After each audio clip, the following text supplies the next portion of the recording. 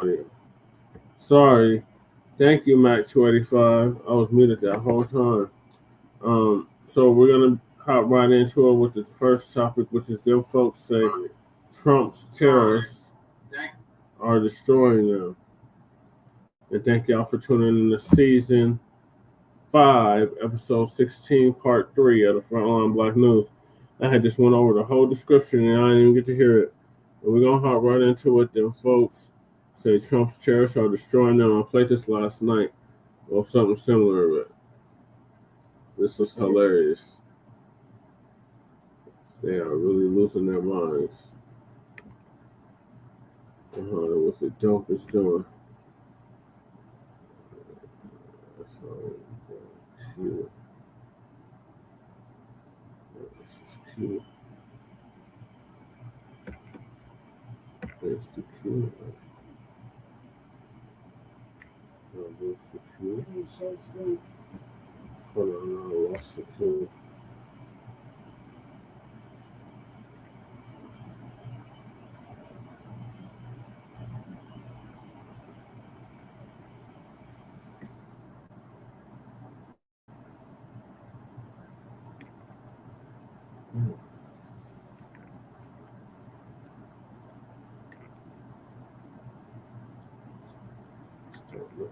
Stuff in it. Complete.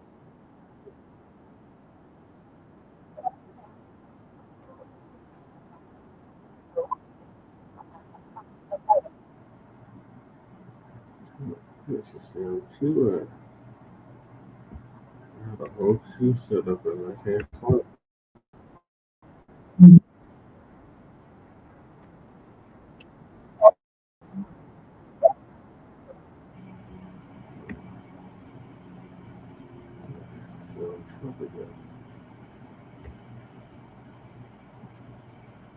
Sorry, y'all, I can't find this video I was gonna play for y'all.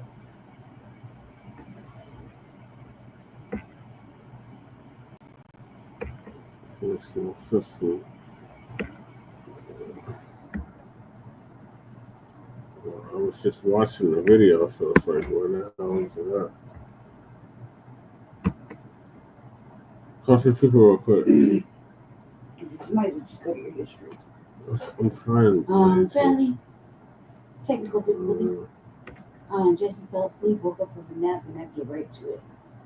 So we did the cue, put the synopsis in, then waited inside the studio for a little bit, and now he's got to redo the replay the cue, which isn't very much, really just a few, but nonetheless, that's what's happening.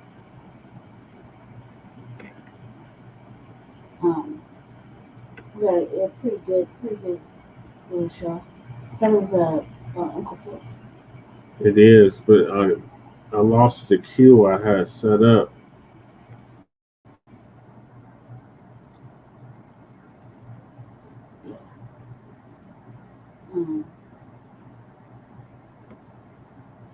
Yeah, so I guess they're losing their mind. They're playing the little violin. Everybody's playing the little violin. Everybody's playing the little violin. Everybody's crying, oh, poverty. What are we gonna do?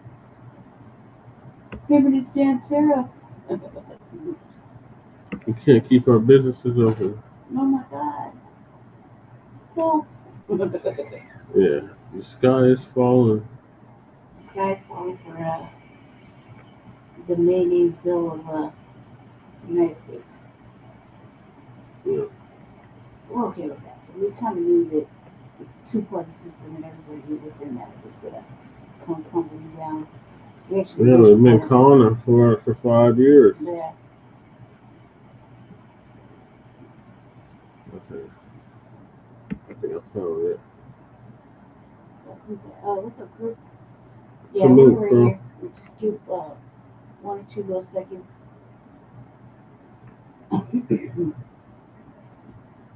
I have to find these videos. I lost my cue. That's helpful.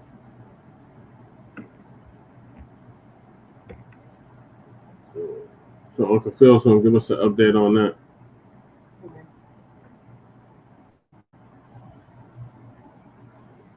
As I stated many times before, that people thought that during the Trump administration that Black people would be the one dealing with a lot of issues, problems, and pressure from the Trump administration. And I said many times before, oh no, it won't be us like they think it would be. Okay. They said, oh, Project 2025, Black people, it's going to be so horrible on you because of Project 2025. And I said back then, what Project 2025 going to do us that haven't been done to us already? Think about it. What's in Project 2025 that has not happened to Black folk already, or even greater that's happened to Black folk? I said, no. I said, Project 2025 is going to make them folks suffer, if anybody going to suffer. Now, Trump and them's in office. They are doing the things that's in Project 2025. Oh, yeah, they are. They are. Trump with these tariffs. I don't hear a lot of Black people saying, oh, my God, them tariffs, the tariff. No.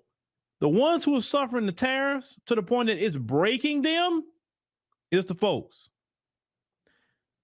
Case in point, check this out. My town in Georgia is suffering because of Trump's tariffs. And I see now that the entire plan of Project 2025 and these tariffs and everything was to bankrupt all small businesses. That is their plan. And it makes sense because what they want is for all their billionaire friends to make as much money as possible. And for that to happen, we need to shop at Kroger. We need to shop at Publix. We need to shop at Walmart. We do not need to be going to the local farmer's market, the local co-op store, both of which in my town are right now in danger of going out of business. They've both been posting Instagrams and stories online saying, please come shop. Here's where you can donate. Like, we don't want to go out of business. We're just trying to get good local food to the residents. But of course, no one is shopping right now because we're all holding on to our money because Trump has put us all into a recession. And all of the local food is going to go out of business. Is this happening in your town too? Remember, let's go back to 2024. And I say it to the folks. I say, listen, you're going to pay something one way or another. I say, I think it would be cheaper. I said this. And those of you who follow me know I've said this. I say, it would be cheaper for you to pay reparations in the form of cash payments than going the route that you're going. I said at the time, with all the money going to the immigrants and other things that's going to come down the pipe your way, more so than anybody else's way, reparations would be the cheaper option. But you said no. You said you didn't have no slaves. You don't owe anything, right? But now you're paying with losing your businesses or at the brink of losing your businesses, which is going to cost you a lot more when going through all of that mess of losing your business. Of course, I don't want nobody to lose their business, especially small business. I support the small businesses all day long over the big business. Now, she is right. The big businesses don't want the small businesses around because they feel like, hey, you're taking money out of my back pocket that I want. I want all the money. So if you got a small business, whether it's a small grocery store, cake shop, whatever, Walmart want everybody in there. They don't want the small businesses open. But we told you so many times about this stuff. And in white America, you would they say cut off your nose and spite your face?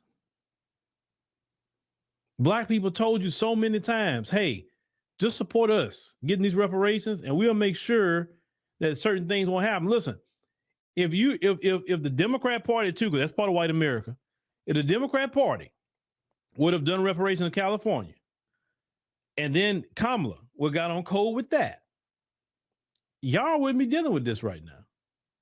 I know you wouldn't be dealing with it. And with Trump and them still got coming down the pipe? This like I said, this man ain't even made a year in office yet. Look at all the chaos that's being caused, and he ain't been in office not even 1 year. This man been in office going on 7 months, and look at the chaos. But you know, some of you also like some of the rhetoric that comes from the Republicans, and you know good and well is racist in nature. You know this. And that's what some of you wanted. You wanted this, I wanted to go back to what we running things like not like being diverse, right? Because, diversity is a problem.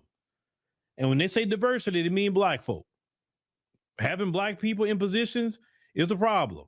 Seeing black folks earn a certain amount of money is a problem. So a lot of you wanted a reset. You want to get the black folks out of certain positions, and you didn't like seeing black people doing better than you.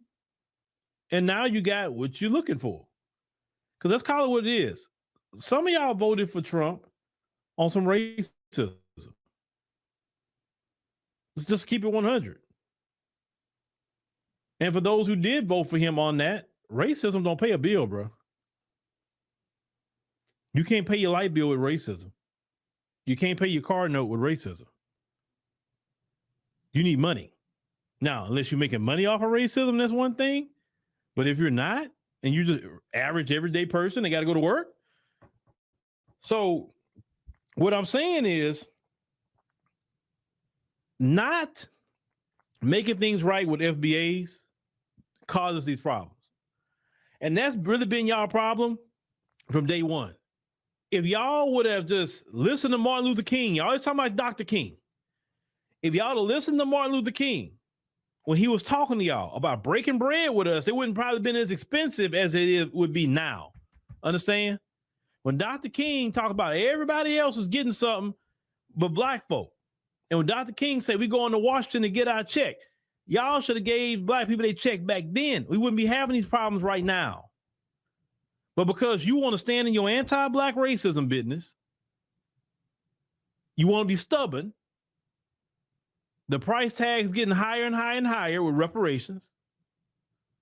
And you would choose candidates who you really know have some ideals that say, hey, that's not cool. But you don't care. You say, well, he going after this one, he going after that one. I'm good. But you're not good. If you have a 401k, this man has put out a tweet and wipe out your money tomorrow. Let's say you're close to retirement. You probably lost a lot of money with him doing that mess. 1 minute he put on tariffs on people, the next minute he's not. The next minute he gonna put more tariffs, the next minute he's not. So if your retirement is tied to the stock market, I would never want my retirement tied to the stock market. No.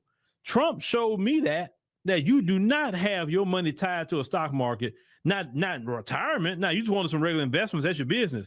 But a stock market that's going up and down, up and down, up and down, being volatile based off of his crazy tweets. But all y'all should have paid FBAs a long time ago. That's the moral of the story. Now, could you turn it around? Sure you can. Do I think you really will? Let's say in the next year or two, maybe 3 or 4 years? I highly doubt it. Because you have to get to the point that you're at the brink of your wits' end before you do anything. That I know, that I believe. Okay? So FBAs, we're going to be fine. Because one thing about us, we've suffered everything in this country. And we know how to, like they say, make lemonade out of lemons. We know how to do that. We know how to make $1 out of 15 cents because we've been forced to. Y'all, on the other hand, y'all been giving lemonade. And when Trump and his policies ravage your bank account, because it will, you will be looking at FBA and say, what have you been doing to make it? We can't make it. How do y'all survive on this? How did y'all survive on this amount of money? He's taking away their assistance, so you're not going to be able to get that. Trust me, they're going to be coming to y'all and asking you so many questions. They're going to be looking so distraught. You'll be like, man, I feel bad for them. Like, man, look at them. That's how bad it's going to be. They ain't going to know what to do. They're going to know if they're coming or going. But I'm going to say this once again, pay reparations. And a lot of this stuff will go away for y'all. I'm telling you. Y'all lives will be better if you just pay reparations. If not, the calamity will ensue. I promise you.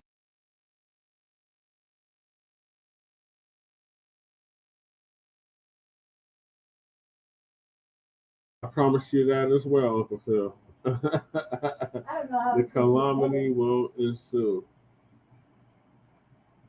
lying out of that. It's not going to get better for them ever. Even if they paid it, it still wouldn't get better for them. She's doing her hair. I was going to ask her thoughts on it. What are your thoughts on this? Well, first of all, I'm never in agreement with what Uncle Phil says. Like, why are you never in the room? Like, look, it's not going to get better for them if they paid it. I mean, fuck. They'd have to be paying for the rest of their fucking lives and then some. Yeah. It's not going to get better. It's not going to get better at all. In fact, it'll get worse after they do it. Why? Not because of us. Just because of the repercussions of doing it. No, I don't. I like how Uncle Phil's always trying to give them hints like, just pay it. Just pay it. Look, man, you can't, as much as we would try to lead fucking cognitive dissonance to water, you're not going to be able to lead them. They don't want to. And it's evident. It's like playing with our emotions as usual. You know what I mean? And they know that. They like that. That's what they do. So, yes, that's cool. You got the thing. No, you got the thing up. It's all right, though. But they like playing with our emotions, so it's not going to get better. But he's always like, he's always trying to give them hope. Like, no, you can't give them hope. Don't lead them. They know what the fuck is going on. They've been knowing. I mean, we're in a pressure cooker right now. They know what's going on. You know what I mean? Yep. You get what you vote for.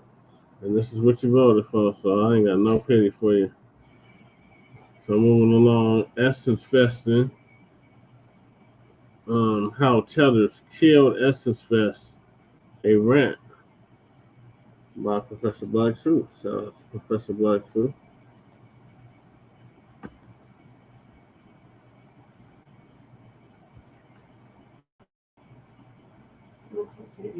It was. It was very serious. The calamity was the best part. It was as serious as a heart attack. He said calamity will ensue. I guarantee you that. Heck, he said calamity was like the best.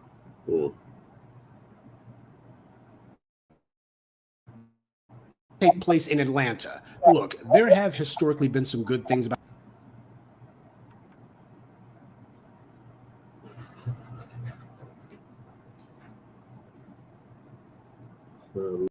fellow soldiers. And now the Sunday address. If you're not already subscribed to this YouTube channel, go ahead and hit the subscribe button now, along with the bell icon, so you can be notified whenever a new video is posted. And if you're already subscribed, check and make sure that YouTube hasn't unsubscribed you. And of course, be sure to give the video a like, as well as share it on your social media. The white supremacists hate that. And now the Sunday address. I had the opportunity to join a group of people that went to Ghana for the Full Circle Festival. I had talked with my dad about being excited about going because I knew my Kenyan heritage. I'd known it from the beginning. My dad told me all those stories, right? It was undisrupted by the slave trade on the eastern coast. I was excited to go to Ghana because the remnants on the coast there of the transatlantic slave trade were something I didn't see in Kenya. And I was excited to see that. So I was talking to him about that, and he paused and he said, well, there was another slave trade that happened on the eastern coast of Africa that doesn't have a lot of history behind it because it took slaves to Asia, but they weren't allowed to procreate. And so it didn't last as long. He said, so our heritage did interact with slavery in Kenya. And I was like, well, Dad, you said it wasn't disrupted. And he says, well, the Wangas did what they had to do to survive, which meant participate in the enslavement of other Kenyans. Wow. Why have we made it a point to delineate ourselves? Why is it so important to stand up for our lineage and the culture that it produced and to not let anyone subsume it? People ask all the time, what's your problem with us, you niggas? As if they don't know. Well, let me go ahead and give you yet another in a mountain of examples. Now, unless you've been living under a rock for the last week, you don't need me to tell you that Essence Fest has turned into Tether Fest. Essence, like so many other formerly Black American-oriented publications and businesses, has been infiltrated and at this point been turned into nothing more than a whorehouse. It is a toilet that is infested with tethers. And yes, you better believe this is white power picking and choosing who they want to win. That's where these tethers get the funding for this nonsense from. Essence Magazine is owned by a guy named Richelieu Dennis. He's a tether from Liberia. And you could tell that the fix was in because as soon as that white media company Time Inc. sold Essence to Richelieu, you had another white media organ, the New York Times, celebrating this, claiming that Essence is once again Black owned.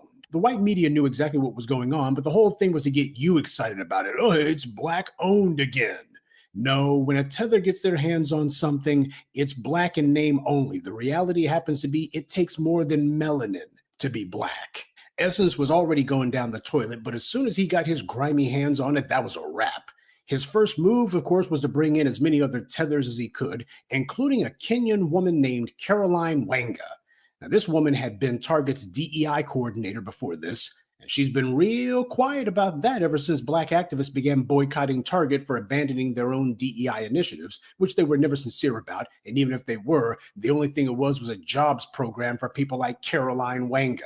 But what a surprise, almost the moment that Wanga got put in charge of Essence Fest, she immediately announced that Target would be sponsoring the event this year, the same Target that Black people are boycotting. And before the tethers and shills and bootlicks try to lie and throw up a smoke screen and say, well, Carolyn Wanga, she's been on leave for the last couple of years. You can miss me with that. If she's on leave, why the heck is she still running around being listed as the CEO of Essence Ventures? If she is indeed on leave, then she needs to formally step down, especially if she's been on leave for 2 freaking years. So no, if she's going to be on leave, then she needs to go ahead and formally resign from Essence. She needs to announce that she's walking away from the company altogether. She's leaving. She won't be an employee. She won't be an executive. She won't be anything at Essence. She's resigning. She's leaving. Now, that would eliminate any sort of confusion about her status with Essence Ventures. But of course, she hasn't done that, has she? As long as she formally keeps listing herself as the CEO of Essence Ventures,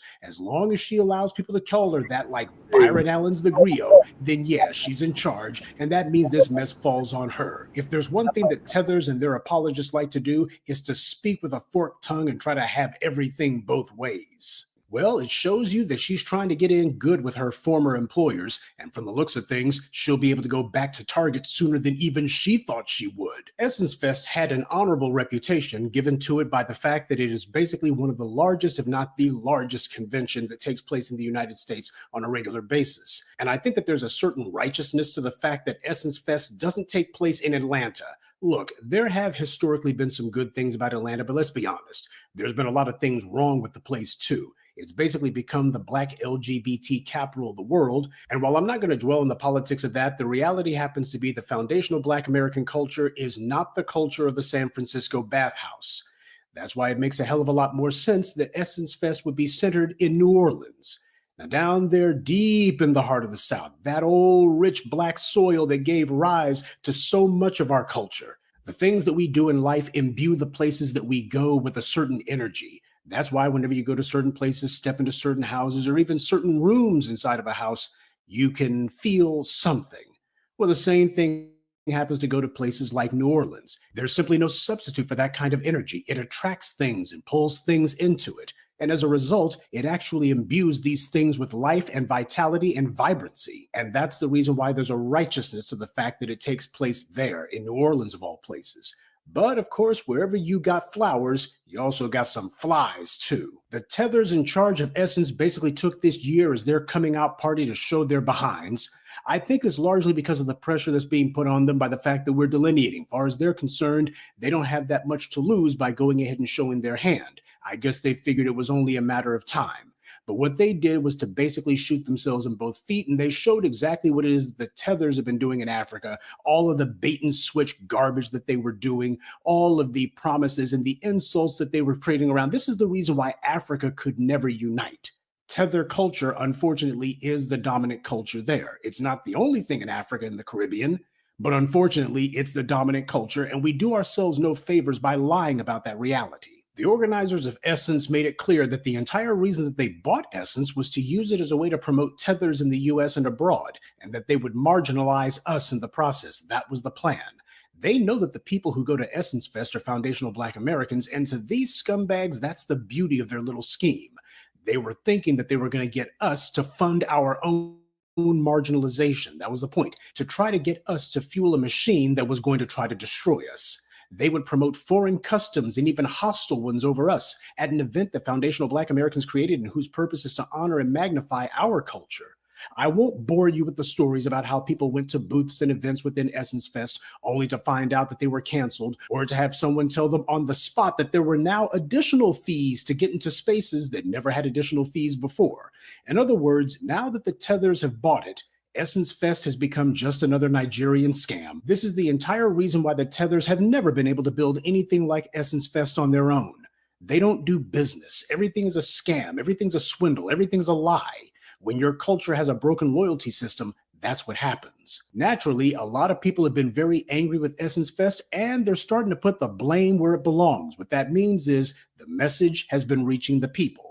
And we see how the loyal opposition have been trying to counter-program.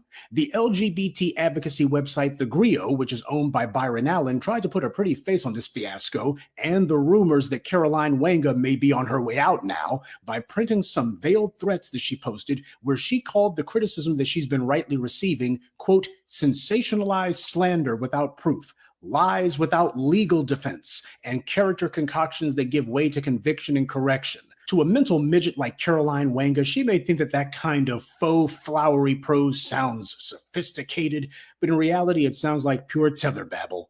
She went on to post the defamation and disparagement smoke that accompanies correlating the uncorrelated ain't what anyone should want. Take heed. Ain't? Really?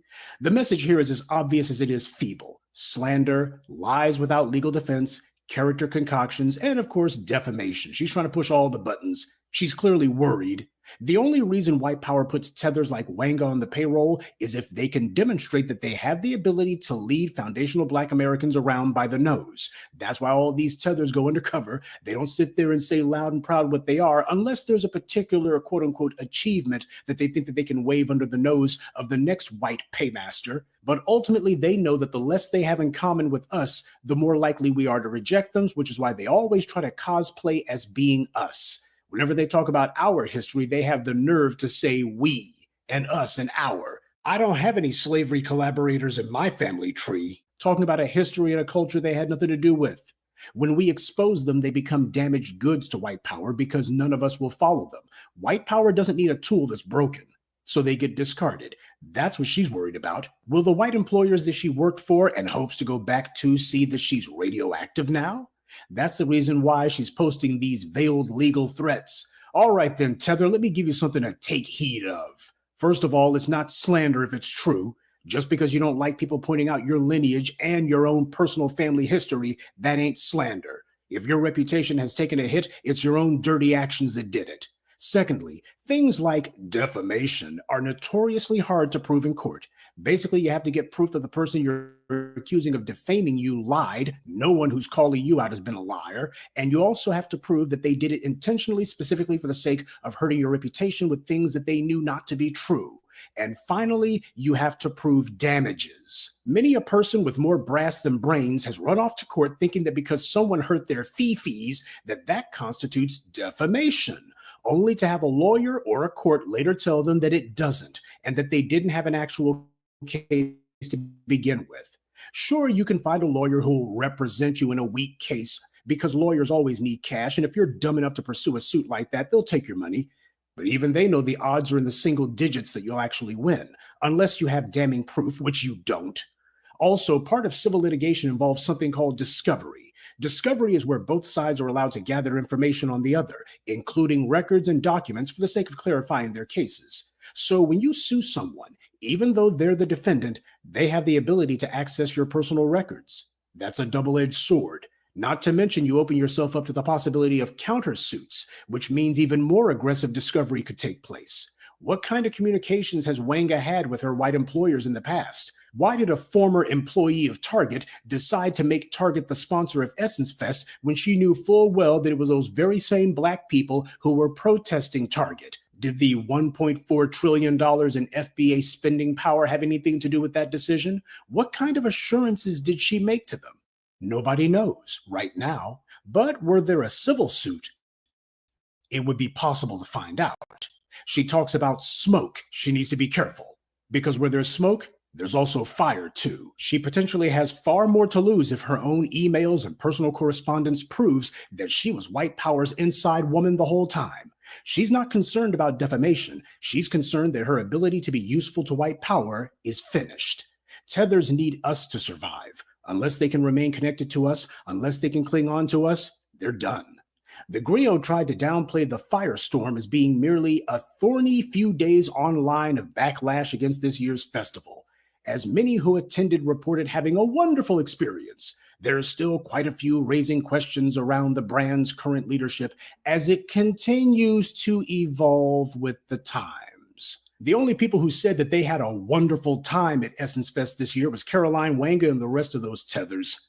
You see how they characterize these people trying to hijack a Black American festival and trying to appropriate our culture and use our $1.4 trillion in buying power to magnify themselves. They called this Essence's brand evolving with the times. Yeah, trying to bury foundational Black American culture and replace it with Tether culture is evolution. Over at the griot anyway. You know, if the griot had been around at the beginning of slavery or the beginning of Jim Crow, that's the way they would have described those holocausts too. Merely America evolving with the times. What Richelieu and Wanga and the rest of those scumbags are doing is not evolution, it's regression. This is dragging Black people backwards. Having bootlicks and traders bastardizing and exploiting a brand that Black Americans made popular so it could be a feeble springboard for their own failed opportunism is an abomination, which explains perfectly why Byron Allen's website is boosting them, because that's what he's about too. Byron Allen's online cesspool is praising this and defending it as Essence evolving with the times. I gotta wonder how much Joloff they had to give them to publish that. But they had to mention that the conversation has been pointed where it should be. The lineage of the Tethers who pulled this mess in the first place. That's what's being put front and center, and that's what got them shook. How many Tethers work at the griot? We have to wonder. We already know that at least one Tether worked at Target, but now it's time to look at all of these people who call themselves defending these guys, because where there's one of them, you usually find a lot more. People need to ask anyone who writes for the griot where their ancestors came from. Are they foundational Black Americans or not? Because I knew my Kenyan heritage. I'd known it from the beginning. My dad told me all those stories. He said, so our heritage did interact with. Now, I want you to remember that word heritage. She used it more than once, didn't she? But on the griot's website, in her little post giving her veiled threats, she wrote, my heritage, values, principles, lived life, and sense of community are a place of pride, passion, and purpose to democratize authenticity for the upliftment of all, not just some. So she says that her heritage is a place of pride. Yeah, her heritage of being from an entire family, an entire lineage of slavery collaborators. That's a sense of pride for her. She said it herself. That's her heritage. And her heritage is a place of pride for her. She's not ashamed of it. She's proud of it. And you better believe that the white powers that be that went ahead and smiled on her, they recognized a collaborator when they saw one. But just in case you think that all of this might be some coincidence, consider this. Last year, Essence's own website declared that they were going to turn Essence Fest in specific into nothing more than a platform to boost their own Tether-based agenda. They said Essence Fest in specific was what they were going to target. Why? Because of how many Black people went to it. As Essence's website said, over 500,000 attendees daily over the 3-day event, which is the largest festival in America by per-day attendance. They're going to take Essence and use it as a vehicle to center Nigeria as the focus of their global communication strategy, not centering the Black Americans who they had to crawl to for money and clout, but Nigeria, which has nothing to do with Black empowerment. One of the weakest, poorest, and most demoralized places on earth. Nigeria is Tether central, we gotta be honest.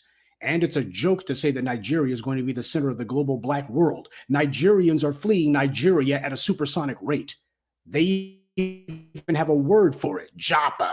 You've heard me mention it before. The word literally means to flee. How are you going to have Nigeria as a stable center of anything when everything in Nigeria is dispersing and running away?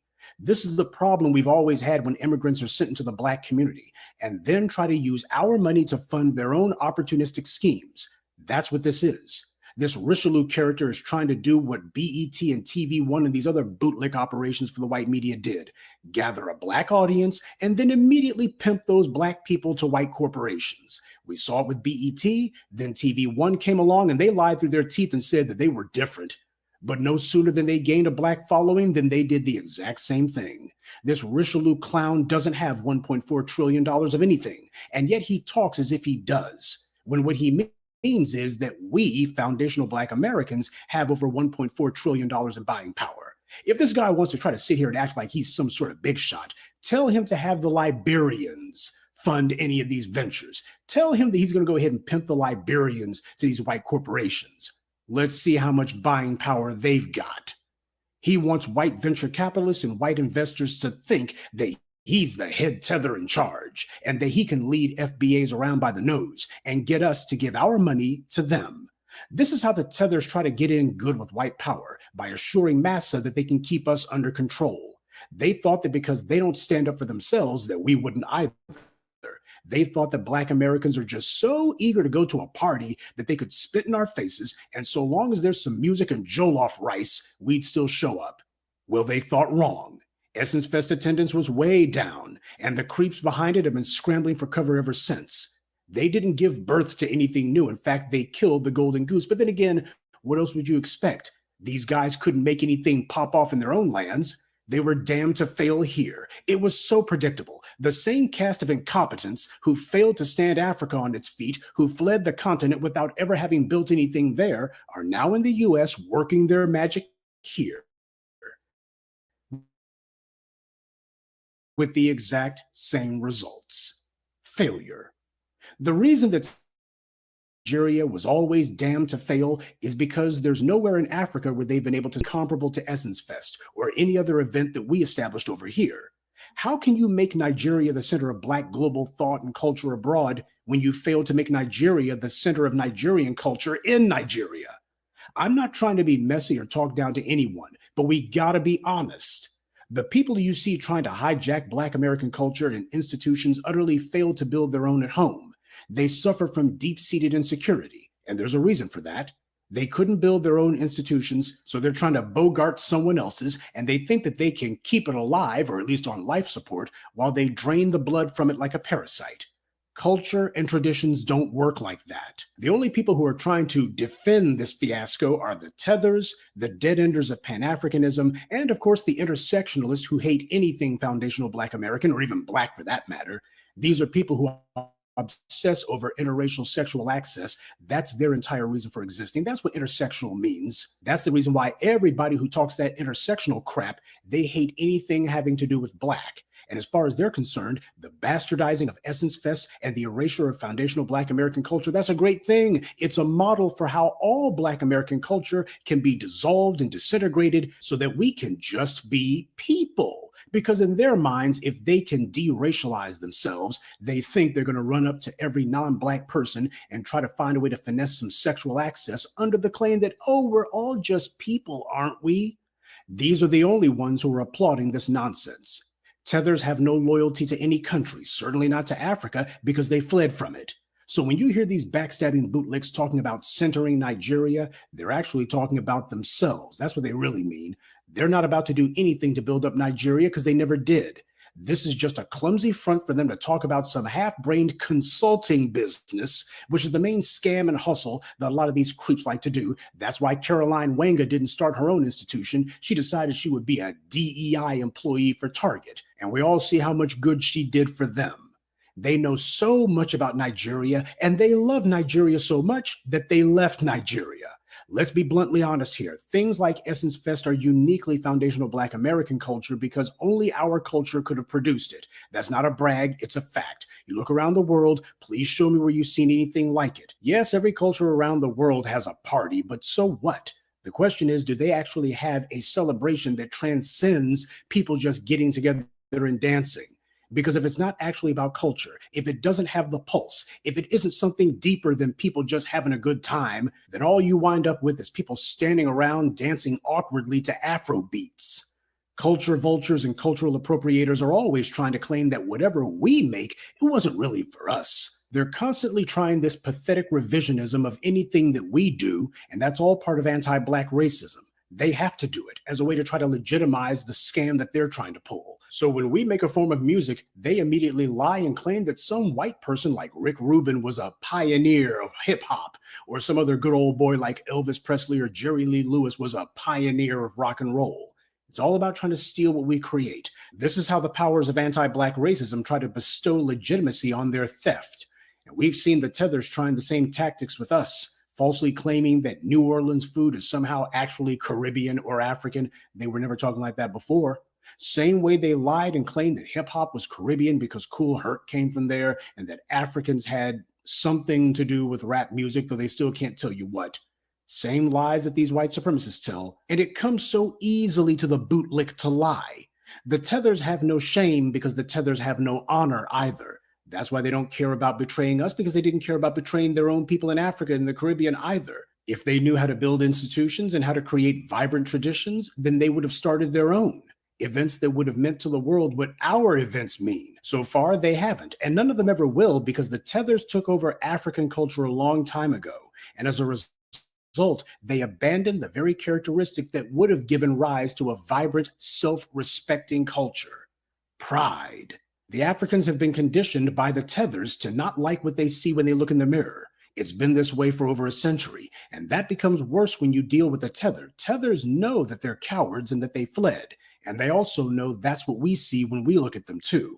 Their jealousy eats them alive, and it shouldn't surprise you that these Tethers try to cosplay as us. That's because Tethers mirror that other anti-Black group, the white supremacist. That's who they're in league with. And just like their white supremacist masters, whenever they see us repping Blackness loud and proud, that makes them uncomfortable. It makes them afraid. White society also hates us, but they have to mirror us too, because none of them have created anything that's uniquely American.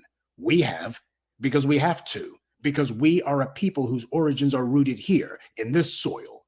We have, in historical terms, given birth to ourselves. And that's what you see so many in white society mirroring and copying what we do while simultaneously heaping scorn on us. You want to know why they do that? Because they've spent hundreds of years telling themselves that they're better than us. That's their identity now. They are not Black. It's a negative affirmation. We are great because we're not them. And yet the vibrancy, originality, and brilliance of our culture is undeniable. And they hate that because it makes them want to be us, the very thing that they pride themselves on not being. It exposes the total fraud of white privilege. And the Tethers have it even worse. They can't even pretend to be white. They hate being Black, period. And they have no sense of pride because Tethers never built anything. They only destroy. So they try to convince themselves that they're us. You know, for many years now, I've told you about how white supremacy tries to legitimize its theft and genocide by actually using the names of the people that they wiped out.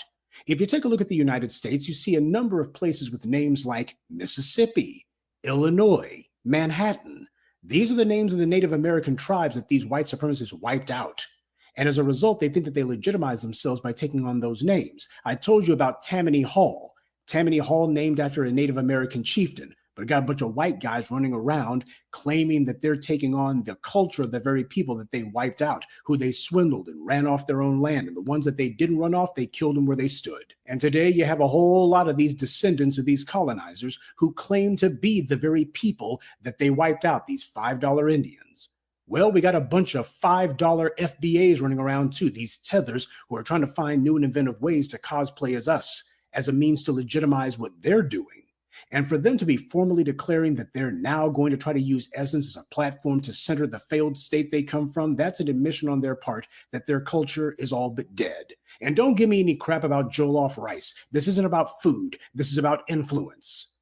And as a well-known FBA said, you can't fake influence. You can't fake courage either. People who flee will never fight. And if you don't ever take a stand, you're a fool to expect anyone to respect that.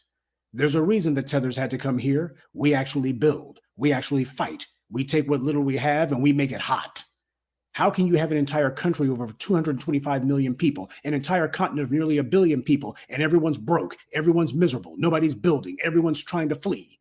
The Tethers have made the name Nigeria synonymous with fleeing. That and scamming. How can people like Caroline Wanga and this Richelieu clown pretend that they're going to somehow be building some sort of great global African anything? You can't build a great civilization abroad until you first learn how to build one at home, and the Tethers never did that. And to center Nigeria or anywhere in Africa or the Caribbean, it would be a waste of time, because they would all have to hold their functions here because this is where the pulse is at. There's no getting around it. Tethers won't be able to replicate our success merely by hijacking a brand name and then putting out some putrid, perverted, bastardized, knockoff Frankenstein monster of a convention and calling it Essence Fest. Look what happened merely because people paid attention to it. They've already killed Essence Fest with their own hands. What they'll be doing is desperately hoping that there's just enough dumb Black folks who are naive enough to still be on the Pan-African kick and just dumb enough to spend money with scammers. They'll still be depending on us regardless. When they talk about that $1.4 trillion of buying power, they're not talking about the Liberians, the Nigerians, the Kenyans, or anyone else. They're talking about us. We are the source. The only Tethers who have any money are the ones who depend on us to get them into the United States, and there's not enough of them to start any festival of any significance, much less to keep one going. We are not just the vehicle, we're the fuel for it too. A bunch of Tethers standing around trying to talk proudly about countries they ran away from, that's a con, and no one will fall for it. So before you can tell the rest of us how great Nigeria is, you first have to convince the Nigerians to stop running and start building at home. I would like the Africans and Caribbeans to ask themselves, how is it that 45 million foundational Black Americans managed to do what over 220 million Nigerians never could?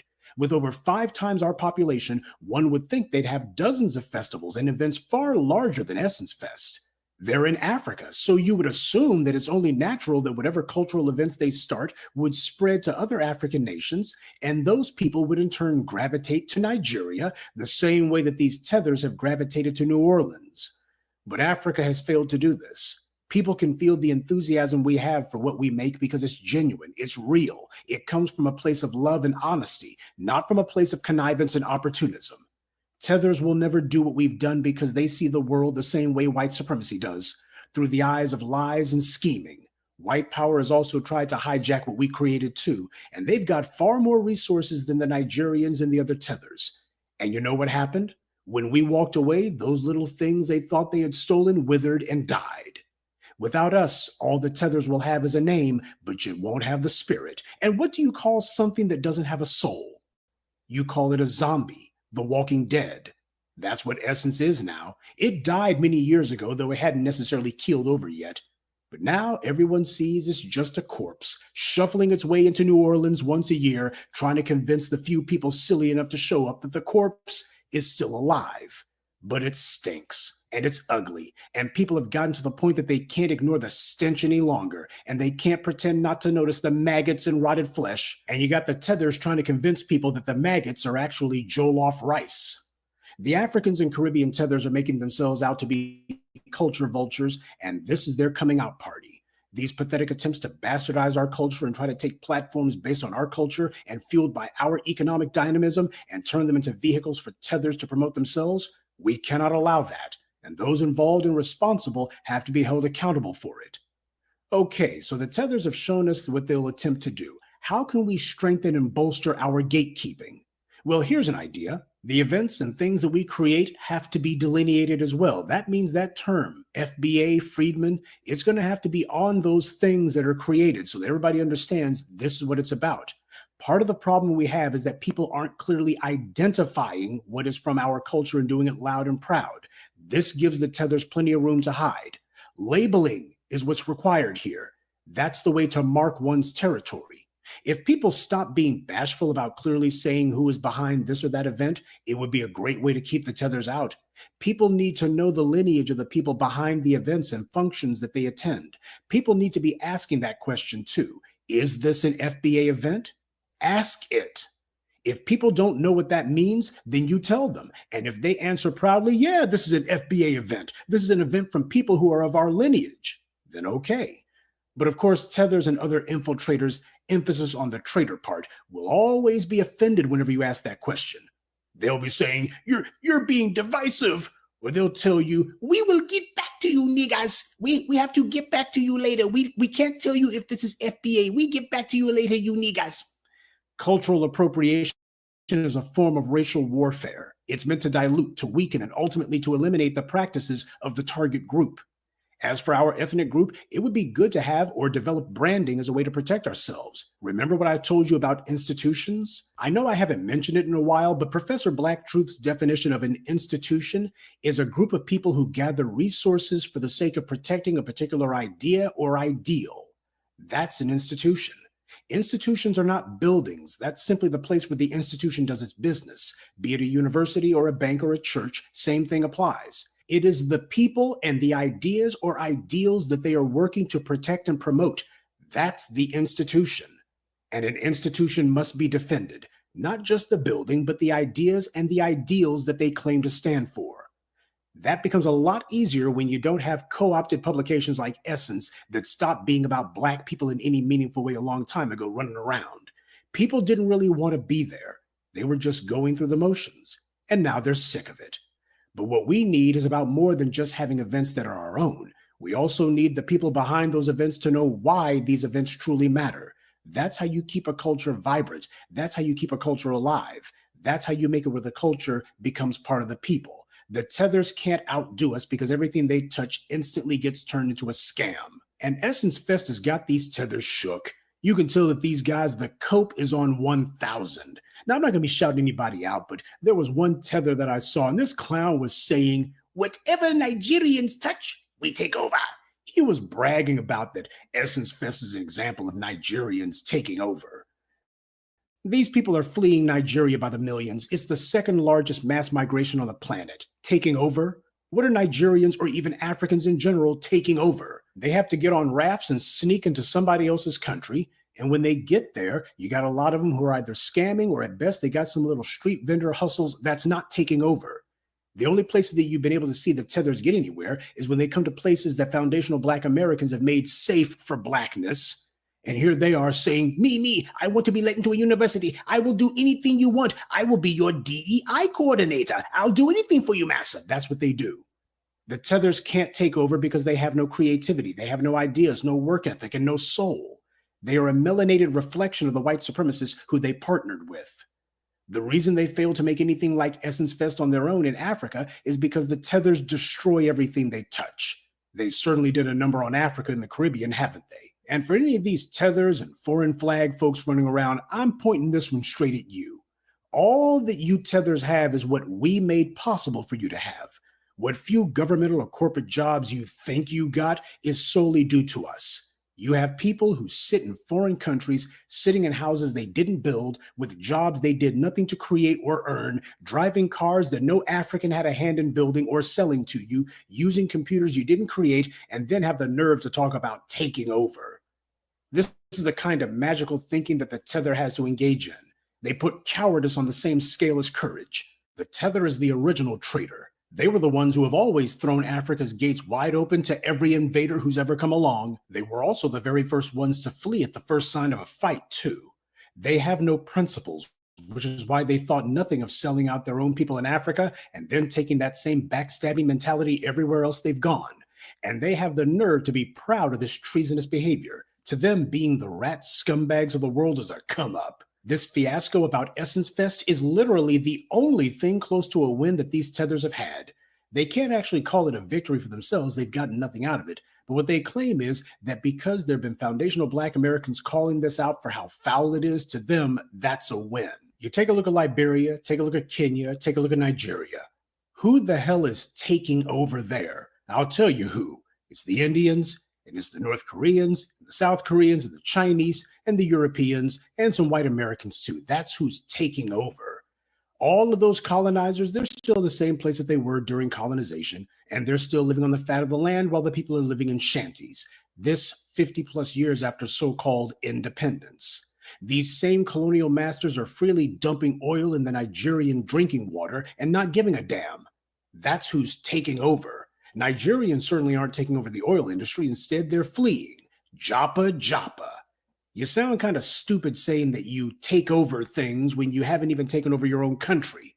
Everybody else walks in and runs you out. Doesn't that make you feel ashamed? Well, in order to feel shame, you would first have to have a sense of honor. How can you run from every single fight your entire life and not see a coward? Make no mistake, everyone else does. The Koreans are literally whipping the Africans in their own country and very rarely facing any sort of pushback. They're the ones taking over. And meanwhile, we got Tethers online who just took off. Consider this. How many African-American billionaires are there? According to Forbes, at least 14. Now, how many Nigerian billionaires are there by comparison? Only 4. Now, how does a population that's only 1/5 the population of Nigeria manage to produce over 3 times the number of billionaires? How is that possible if Nigerians are taking over? Name for me even one Nigerian bank in Nigeria. Do Nigerians own any banks? Do they own a stock exchange? Do they own any heavy industries such as mining? The same white colonizers who raped Nigeria for its resources are still over there today taking what they want with impunity while the people live in slums. This is the reason that we had to delineate, because for the last 50 plus years, we've had a steady flow of tethers coming in, and they've been undermining and deranging our internal politics the exact same way that they did to their own people in Africa and the Caribbean. This is the reason that the African diaspora can't hold their heads up high. We have many honorable African and Caribbean immigrants among us. Many of them you see in our comment section here. But they've been robbed of their honor by the backstabbers who made those places into the basket cases they are today. Sadly, the Tethers and those in Africa and the Caribbean with that mindset are the majority in those lands. That's just the reality. What has to happen is that the on-code African and Caribbean family must bring about a complete decoupling of themselves from these Tethers. They have to speak up for their culture and say it loud. These things have been said behind the scenes in private. It's way past time these things were said out in the open. If you want to break the Tethers' backs, you have to show that you have vision to think that it's an awkward conversation. Well, is it more awkward than having to leave your home because the Tethers undermine you economically, politically, and socially? Is it more awkward than that? The Tethers and their ideological kin are not giants. They're not Hercules. They're weak, which is why they spent decades sucking up to any and everyone who they thought would help them to overthrow the legitimate African and Caribbean cultures in their own lands. Betraying their own is literally the Tethers family business. That's the reason why I showed you the video that Brother Tariq posted of the video of Carolyn Wanga admitting that her family was involved in the East African slave trade. She admitted it with her own mouth. This snaggle-toothed Tether admitted that she comes from a family of traitors. The Tether has a scavenger mindset. They certainly don't have the entrepreneurial mindset or even the hustler mindset. Nobody has ever talked about what they learned from a Tether.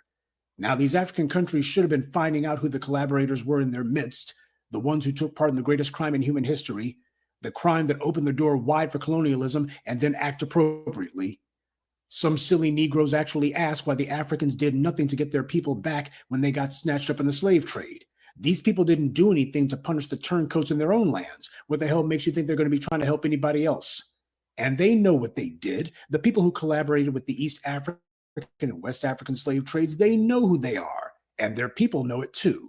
They've been independent for decades, and yet in all that time, these countries haven't had the pride to punish the turncoats among them. But then again, those same Africans have done absolutely nothing to punish the colonizers either, and this after independence. The Kenyans, the Nigerians, and everyone else should have been all over anyone who came from the lineage of treason, but instead they either did nothing or worse, they actually celebrate creeps like this. And that's why we had to delineate. There was no other way. We're built different, too different. And that's the problem. When it comes to justice, when it comes to power, we don't share any common ground. We're looking for ways to empower ourselves. But the Tethers are only looking for ways to weaken Black people, not just in the US, but worldwide. The Africans and the Caribbeans have a moral obligation to separate themselves from the traitors, but that didn't happen. And that's the reason why we're doing it. It also demonstrates that we're not cut from the same cloth. This is the reason why Pan-Africanism was always damned to fail. We assumed that because we always had a spine and that we always fought, that surely the rest of the Black diaspora, who had far greater numbers and allegedly had control of their own countries, that they were also fighters too, but that's just not true. Yes, there were some true soldiers out there, and we have a number of them here, but we got to be honest, they're the minority. And these same Tethers are the ones talking about taking over. Who are you trying to fool? The Tethers have always grabbed the ankles and spread them wide for every gang of anti-Black racists who have ever come into their midst. And if buying Essence magazine is your definition of taking over, then that goes to show you don't know what power is. Because foundational Black Americans have already crippled your bastardized Essence brand. And we did it without white media having to put the word out. We merely talked amongst ourselves, and now Essence is damaged goods. We know our history, and the Tethers, they know their history too. It's a putrid record of betrayal, backstabbing, turning on their own, and then lying every day about it ever since. That's why they hate us. We have a record of fighting and winning. They have a record of fleeing. Instead of fighting the invaders, they bowed down and ran away and sold their own folks out. And they didn't do it for survival. That's another Tether lie. They did it to get rid of people who opposed them. They did it to get a few shekels or a few trinkets from the Europeans or the Arabs. Don't let them tell that lie that, well, it was about survival. Like everything else the Tether says, that's a lie.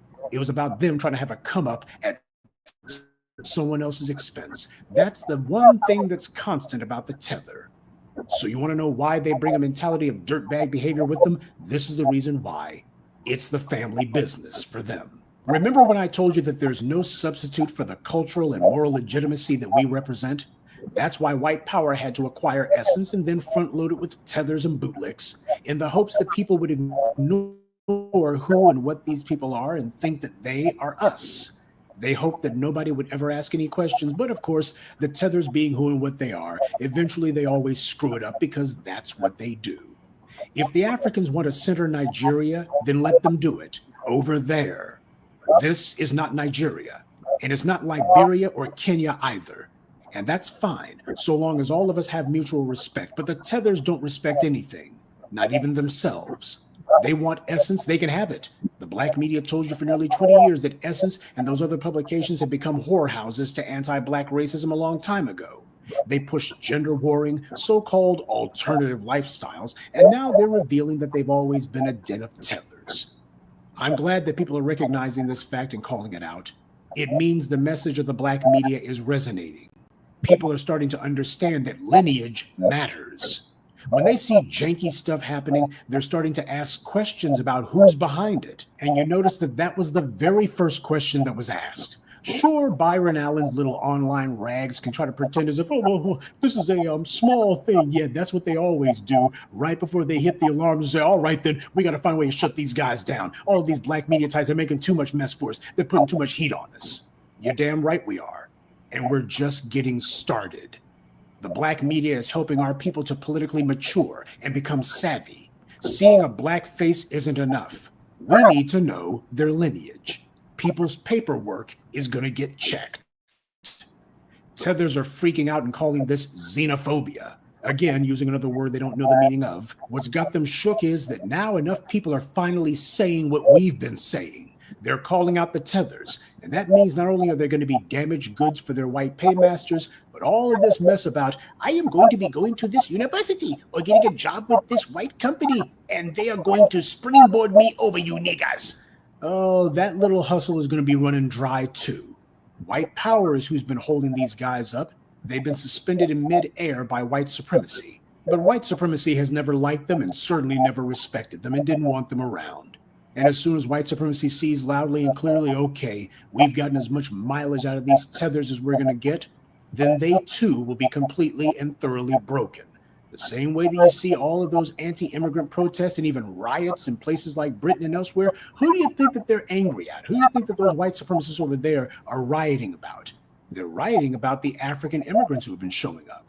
Oh, sure, they'll say a couple of hoots and hollers about Muslims here and there. But when it came time to actually tear up places in Britain, it was Black immigrants who they claimed was the reason for their outrage. But as for Richelieu and Wanga and others, this is their wake-up call. This is the we've destroyed this too. But then again, that's what Tethers do. We're not going to let them destroy us, though. And as for any other Black folks who think to themselves that perhaps essence can be resurrected, let it go.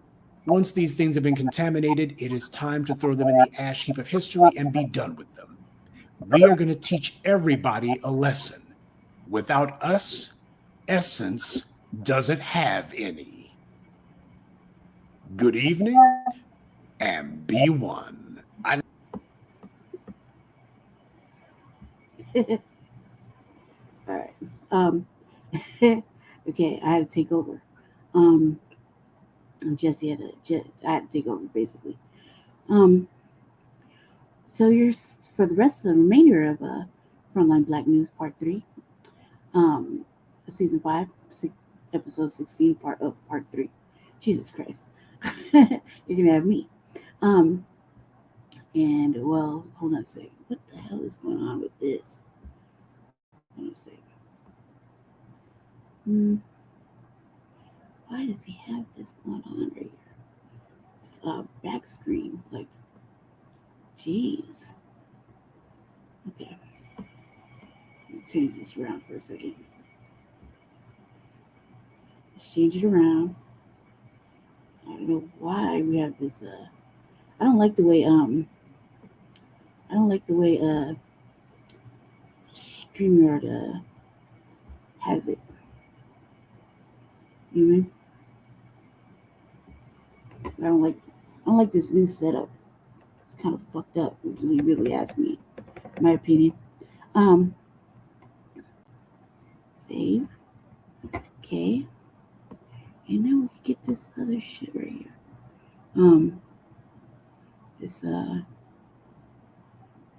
This. What is this going on back here? It's like what do you call it? Back screen.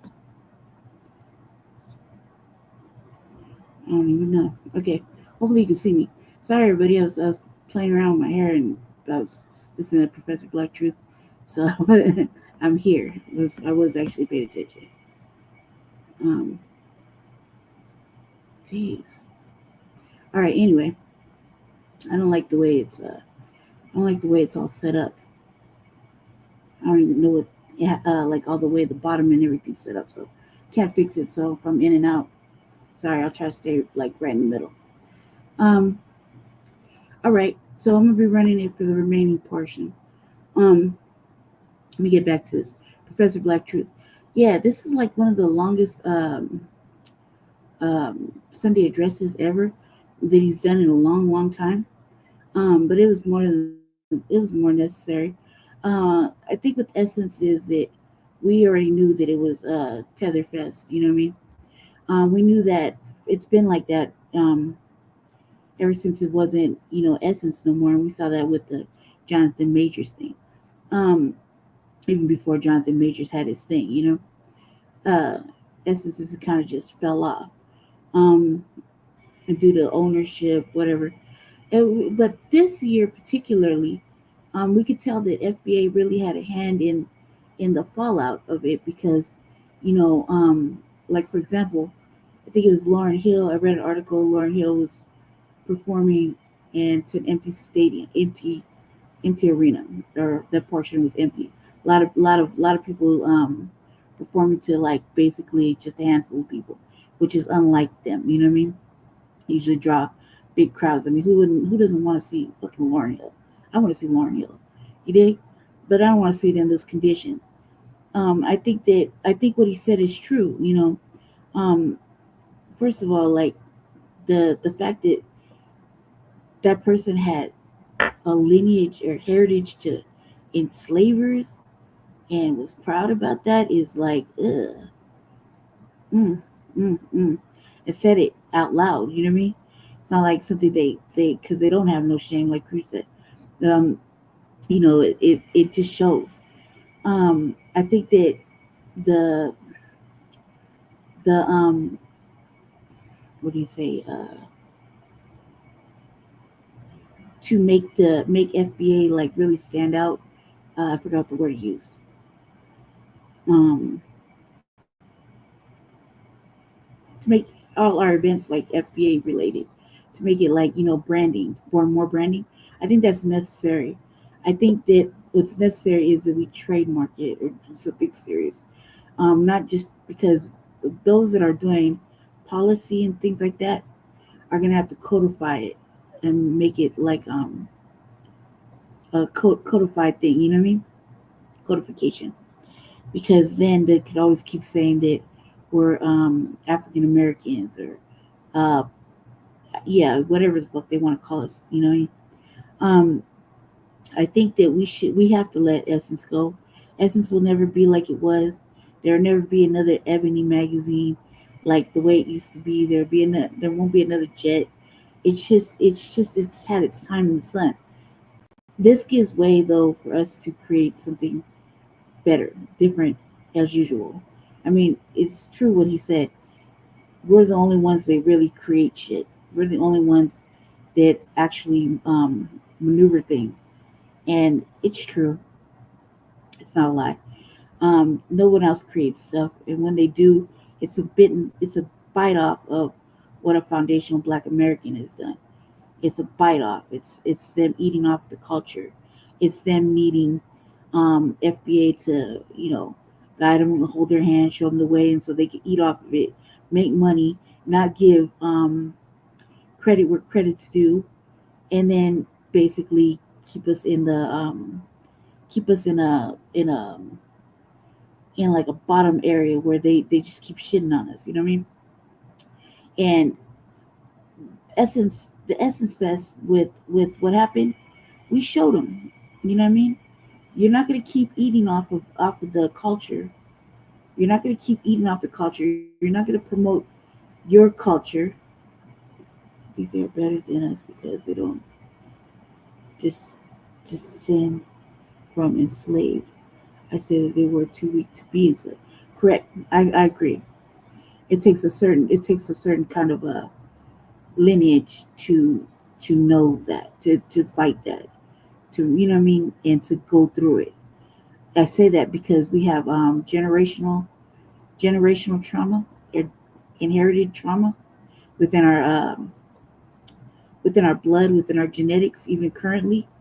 And those are still the same type of individuals that if you took it all the way back to that, we would still fight, we would still run off, we would still be a consistent fucking problem until we weren't a problem for them anymore, you know what I mean? But it wouldn't be easy. It definitely wasn't be easy. And those would be the same individuals that live long into fucking 120 years and still don't see anything from it, you know what I mean? But they've had a whole lifetime of fighting. I reflected on that earlier today privately with my friend. But yeah, you're right. Like this the fact that that person said they would come from slavers. It's like, how can you be like, how can you live with yourself? You know what I mean? No, we're not the problem. All the shit that's happening right now is it's par for the course, and it has nothing to do with us. What they're reaping is what they sow. You know what I mean? As above, so below. No good deed goes unpunished. You dig? So it's good for the goose, it's good for the gander. But they've been treating us like shit. Well, now look at them. You know what I mean? Now they gotta beg. Now they're gonna be like, oh help, little violins and shit. You know what I mean? And ain't none of us listening. Ain't none of us listening. What he said was right and exact.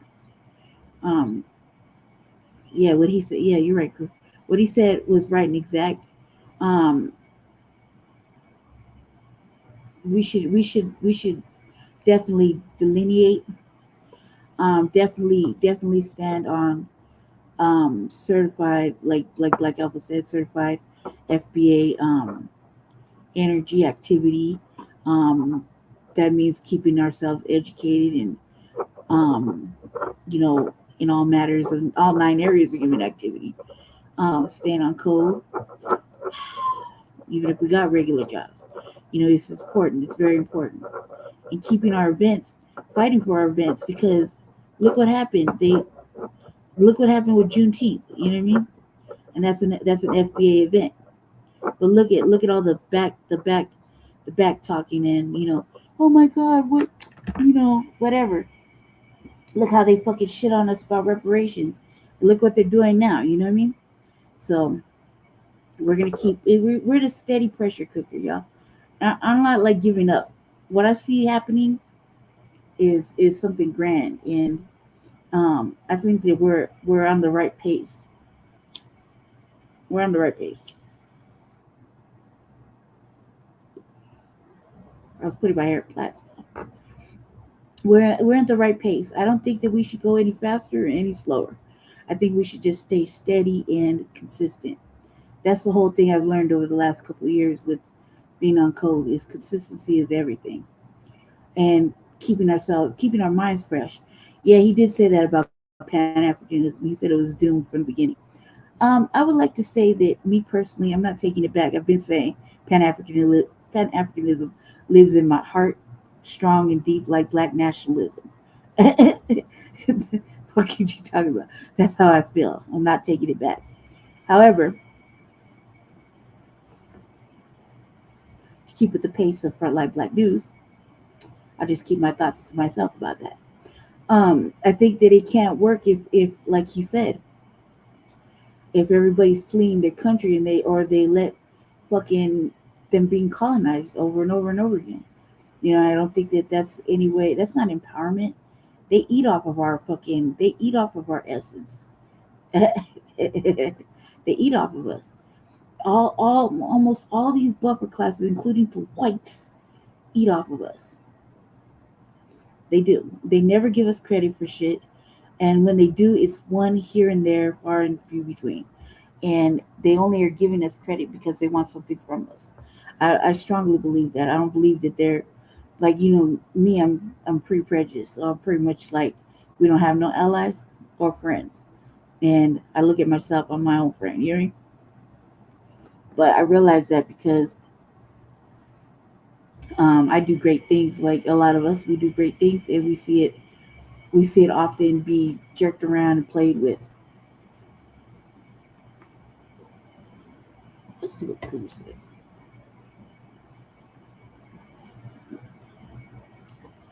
We are a big problem too. Oh yeah, very big, huge problem, and to all the other classes because we don't give a fuck right now. If you've been listening to the last couple of Tariq Nasheed episodes, he put it plain and simple. It can miss us with all that bullshit.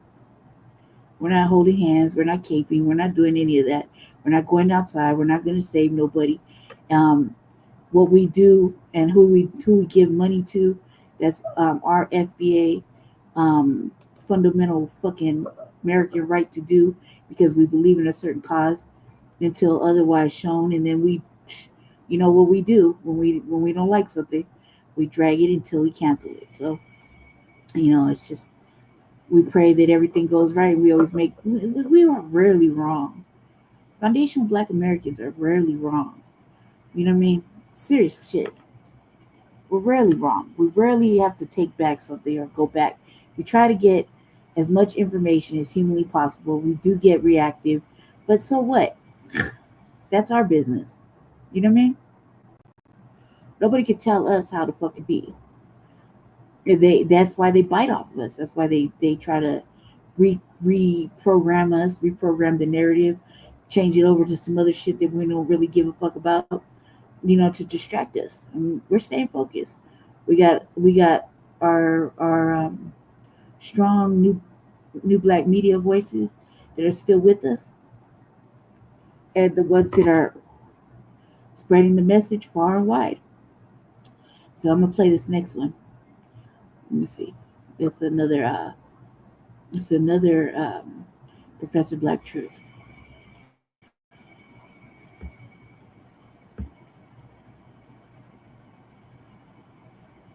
Family and fellow soldiers, I'm the Professor, and this is the moment of truth. There's only two kind of black people in America today. You either running free or you running scared. How you running?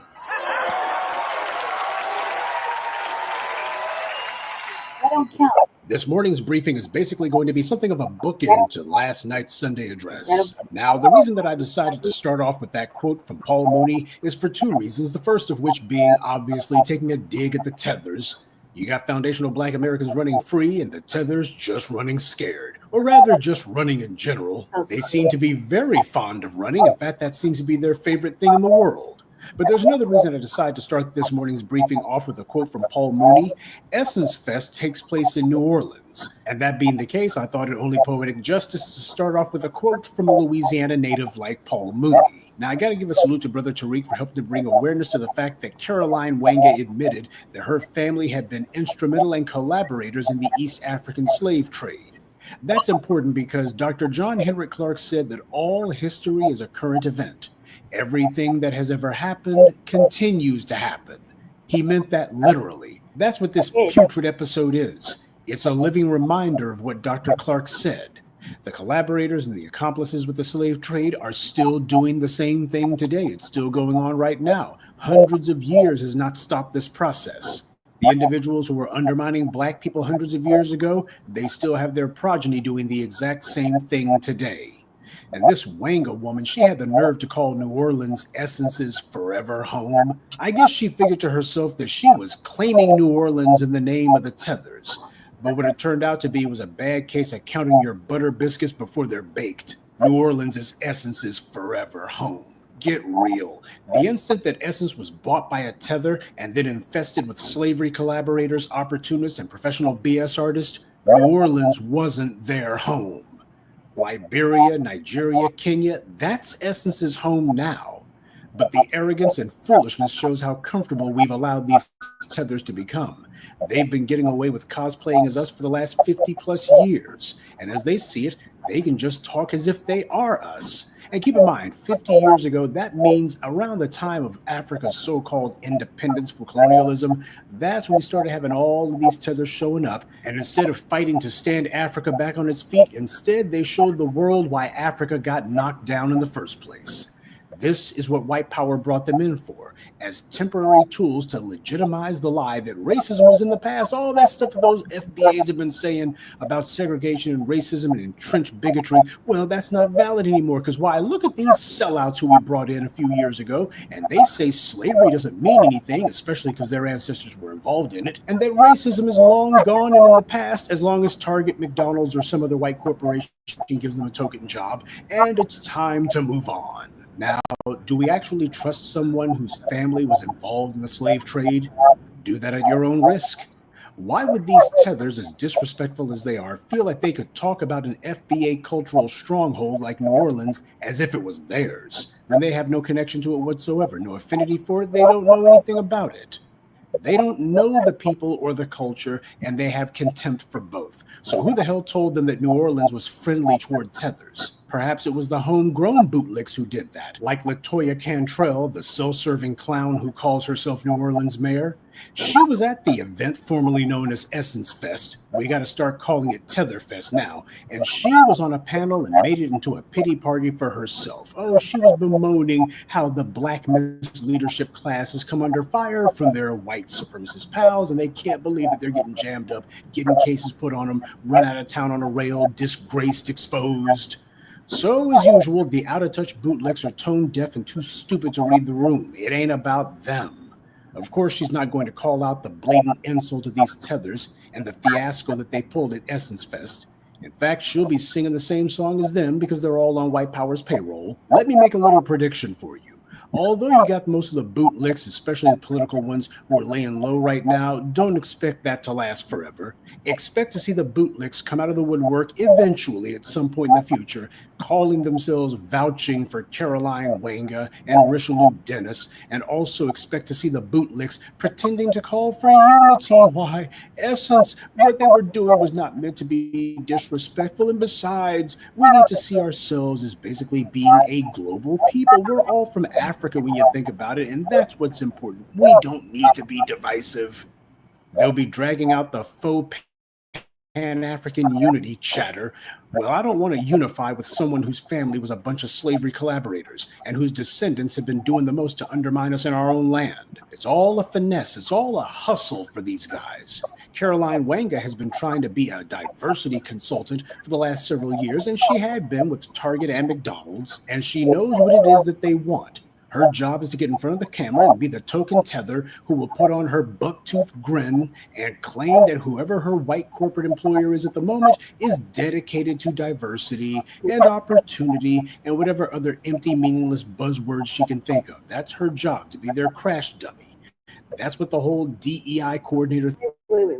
Okay, so proof, real quick. How do I do that? Because we're using the like over here at the Black House, we're using the equipment that was sent, the white one.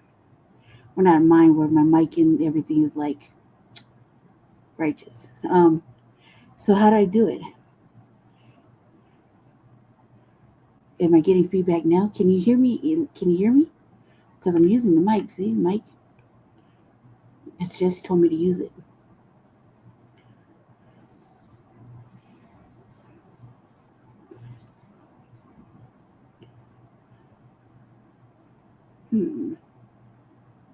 Okay, well, while you figure that out, I'm going to start this. Thing is about. Whenever you hear somebody claim that that's what they are, that's what their real job was. The pressure of the BLM protest also brought a lot of self-interested opportunists out of the woodwork. White power knew that it would need some shills to hide behind while they falsely claimed that they were going to do better. But these bootlicks who get on the payroll, they know it's all fake. All right, now let's get something else straight.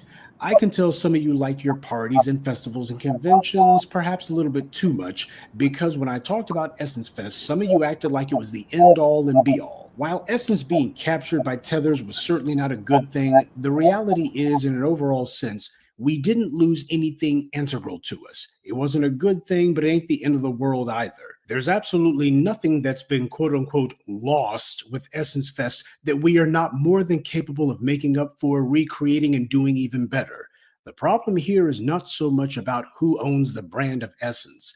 The problem happens to be forwarding our own lineage-based brand to make sure that the names get out there so that people recognize not to even go to these Tether-based organizations and events. Stop it before it even starts. People are already starting to understand the importance of lineage, and we have to keep re-educating them about it because that's what you have to do with every group. Every generation has to be retaught the principles that empower them and the ones that endanger them.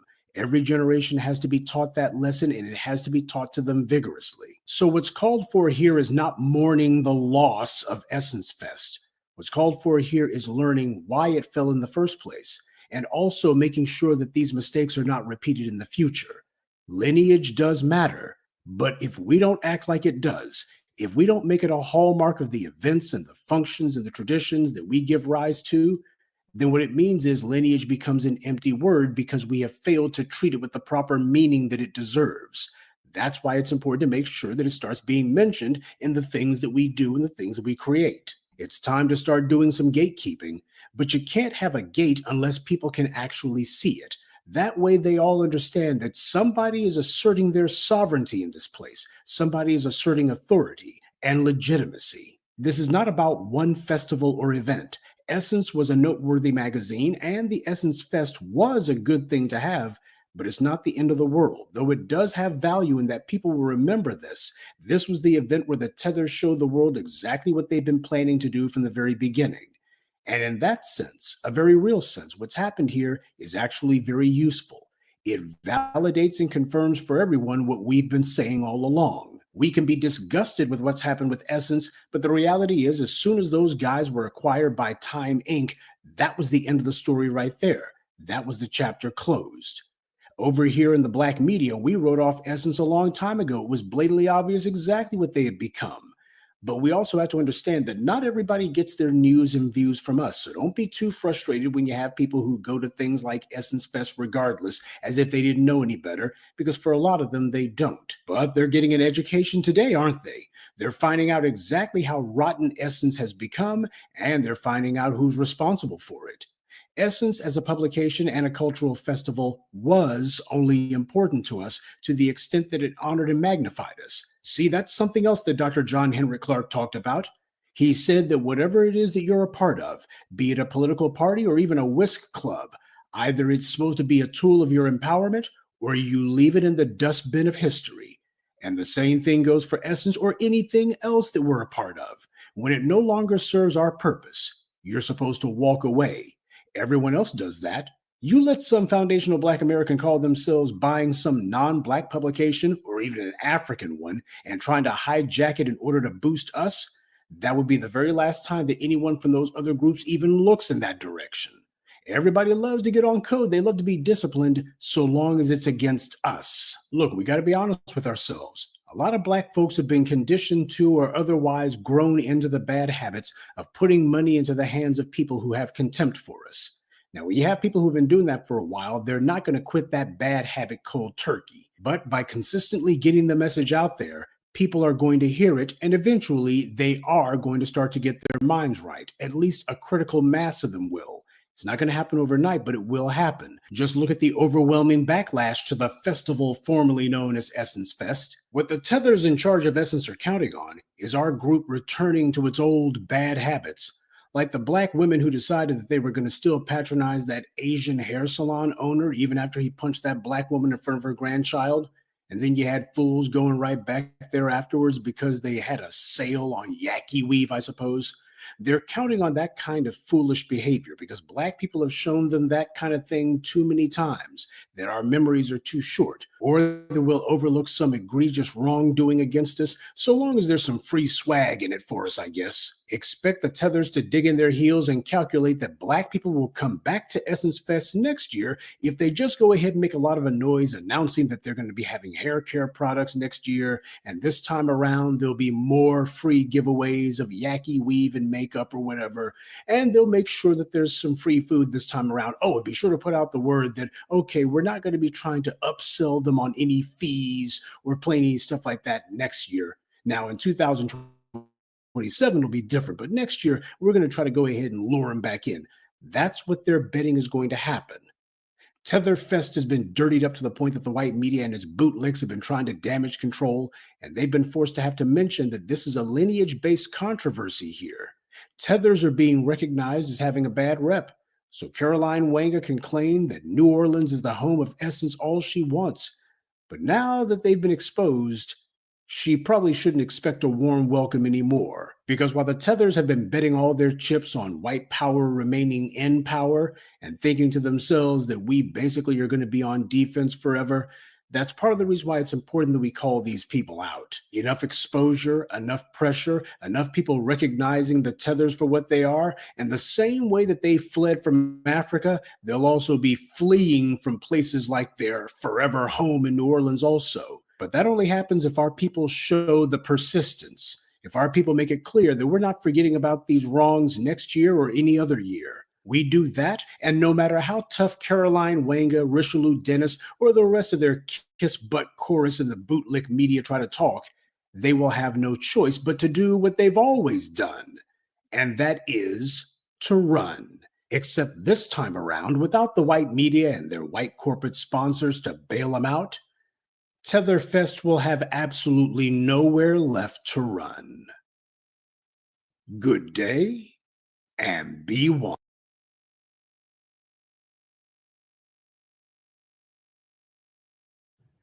And let's talk about her because she needs to be talked about.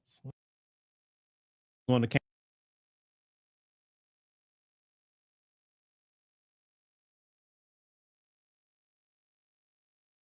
I just went on mute because I was like, man, I'm not unplugging this shit.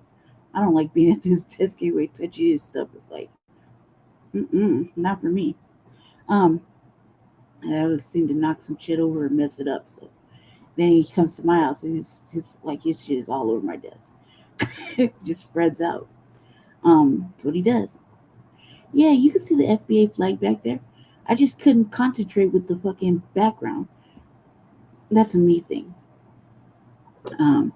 Of course, I actually enjoy it, the FBA flag. I was like, gotta order me one. What was I gonna say? Okay, yeah.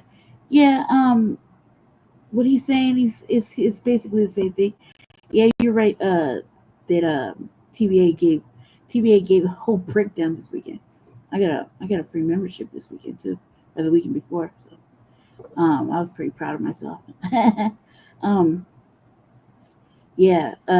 He gave it a good breakdown. Um, he always gives a proper analysis. That's why he's a Black authority. Um, with this wanging chick, man, like she just needs to go all the way around. I mean, obviously, she's gonna get drugged. Like we're gonna just drag her till we can't drag no more.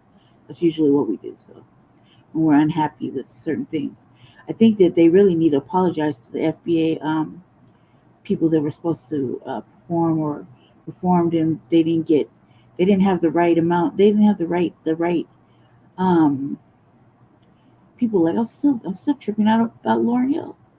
I mean, that's just one article.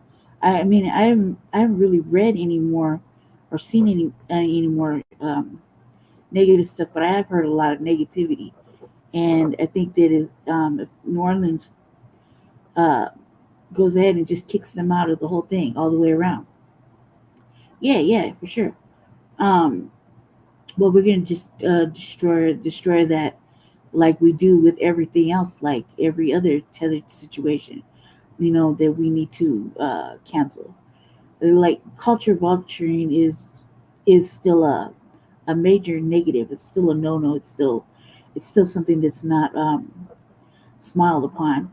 You can still be a culture vulture from another country, and that's what I was talking about when they say they eat off of us. They nothing moves without FBA, and that's the truth. You know what I mean?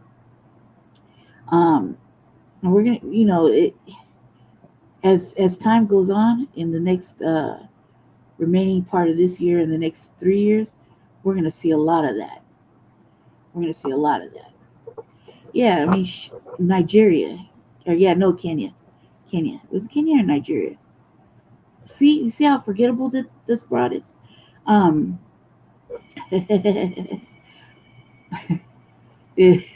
our boy Murray came back from Kenya and he was riding. He rode a camel. I was quite impressed. I wanted to ride a camel too. They're fast. um, yeah. So I'm not glad that topic is over, but I'm glad that we kind of have like an idea that we don't want to be a part of that shit. I want to be a part of a lot of things that are really negative now, that are really giving a bad look to FBA. But it took a long time to come to that understanding. It didn't just happen overnight. You know what I mean? We didn't come to that understanding overnight. I mean, some of us were already there, but majority of us are still, like Neely Fuller Jr. said, still learning. Um, I lack patience for if I already committed my brain to something. I lack patience and don't want to keep pondering on it. Like I get, you know what I mean? Like if I'm over a subject, I'm over the subject. It doesn't matter how many times I hear it on the new black media. Sometimes I'm just over it. Because I see like 30 minutes ahead of it. You know what I mean? Of what's really going on. That's an intuitive little gift. I'm just lucky I have it. You know. Yeah, they can hunt their lions and elephants. I don't want to hunt no lion, but I will say if the apocalypse comes, I'm gonna go break into the zoo and go get me one because it's gonna be very helpful in the apocalypse. Just kidding. All right, yeah, let me get back over there. So next, because I'm just doing the queue, so let's see. The next one is this is one of Shabaka's topics. He was supposed to come tonight, and I think he fell asleep because we started late. Which hopefully we'll see him tomorrow. And again, look forward to seeing Shabaka on Friday. Yeah. So we'll see. I think he fell asleep though. Okay, let me go ahead and play this. Says LA's double standard. Mayor Karen Bass hands out cash to immigrants. No study, but FBAs get ignored. This is typical. This is typical. And the next month, the Toronto Pan African Film Festival. First time, being in Toronto. And shout out to all the people in Toronto. That's Oops, my bad. to actually watch us in Canada. There's people in Toronto, those brothers and sisters. So we'll go out there and break bread with them and do some panels. And Sister Emma's out there as well. And want to show us what Canada got going on. And I told her, I said, yeah, we want to connect with the brothers and sisters out there. I'm not trying to be out there with the folks now, but hey, it is what it is. Now you forget anything? I'm trying to think. I'm looking at okay, I was reading what y'all was saying. Okay, kind of threw me off. Also, I'll try to give y'all a little pep talk before we get started with not too late. And sometimes you may be dealing with some issues, brothers and sisters. It can sometimes, don't you hate when them issues, as soon as you wake up, you have an issue? I mean, you haven't woke up good enough yet. They haven't even had a chance to go to the restroom, brush your teeth, and the issue happened. And these issues sometimes can just literally ruin your day. And I had an issue happen to me like that today, and early in the morning. Like my wife talked to me, and shout out to my wife. And also I talked, my father talked to me as well about this particular issue. And shout out to my wife and my father, because between them two, they had to put me back in line, put me in perspective, because what I do for a living, I can't get off That poach. in my head mentally, because if I get thrown off, I can't do nothing, right? So I have to stay on. And sometimes y'all, I ain't gonna lie, and maybe y'all have dealt with this too. You got to go to work, you got to deal with the kids, you got to do something, right? And then something happens and you can't even deal with it like you want to. You want to just, even if you want to crash out about it, not if you want to crash out on somebody, just sometimes you just want a good crash out, right? Just even by yourself, just get it out your system.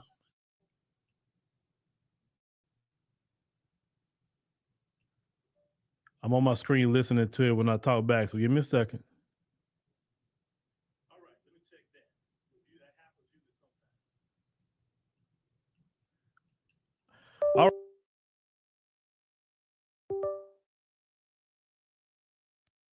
I do that. Okay. All right. Now we good. Thank y'all for letting me know this. Thank you. Cause I would hate to go the whole stream. This thing sound like that. So I appreciate y'all. All right. So let's go ahead and get into it. And let's get into Karen Bass. Let me go ahead on and get my screen up. And let's talk about her, because she needs to be talked about. Where's my screen? Oh, is it wrong screen? Wrong screen. Hold on.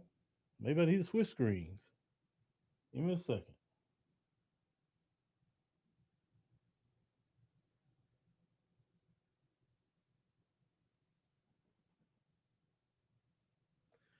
All right. There's my screen I'm on. Says, where's the rep? Give me a second. Let me go ahead and fix it. I wasn't planning on fixing that right now, but I got it. That's why we do it live, right? All right, cool. There we go. Move this on down. All right. It was me the whole time. So LA will provide cash assistance to immigrants affected by raids. Now, just look at that. It comes from the Los Angeles Times. Can't get no more LA than that. They will provide cash assistance. So let's get on into it, and we're gonna get into the executive order and everything she wrote as well. You know how we get into it here. Okay, so get this out of the way. Mayor Karen Bass. Look at your black representation, who don't do nothing for you, but yet they'll tell you go vote for them. Announced a plan Friday to provide direct cash assistance to people who have been affected by the Trump administration's sweeping immigration raids. Direct cash assistance. Make sure you remember that word, direct cash assistance. That's a word that you need to stamp in your mind and stamp in your heart, direct cash assistance, because I'm going to keep using that word a lot. Let's say the aid will be distributed using cash cards with a couple of $100 on them, which should be available in about a week. Bass said in a news conference. It said you have people who don't want to leave their homes, who are not going to work, and they are in need of cash. You hear that? Oh boy, do y'all hear that? Now, now let me say something. Mayor Bass, I've been to Los Angeles, and I remember when me and my family went to Los Angeles that time. And you know what I saw in Los Angeles? I saw American citizens, a lot of American citizens.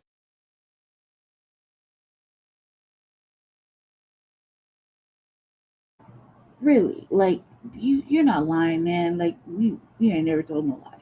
Like how the fuck you gonna incentivize a crime to continue to happen, but yet you won't pay a blood debt, a fucking old blood debt? Like that's the most anti-black fucking racist type shit I've ever fucking seen. And direct cash payments when they're always constantly telling the fucking FBAs that there's no money, that they got to do a study, they got to do FBAs need financial education, fucking financial learning and whatnot. Like that is the most anti-black bullshit like ever. You know what I mean? Like there's a nice place in hell for this, bro. Just so far, just from what I'm from what I'm hearing. Man,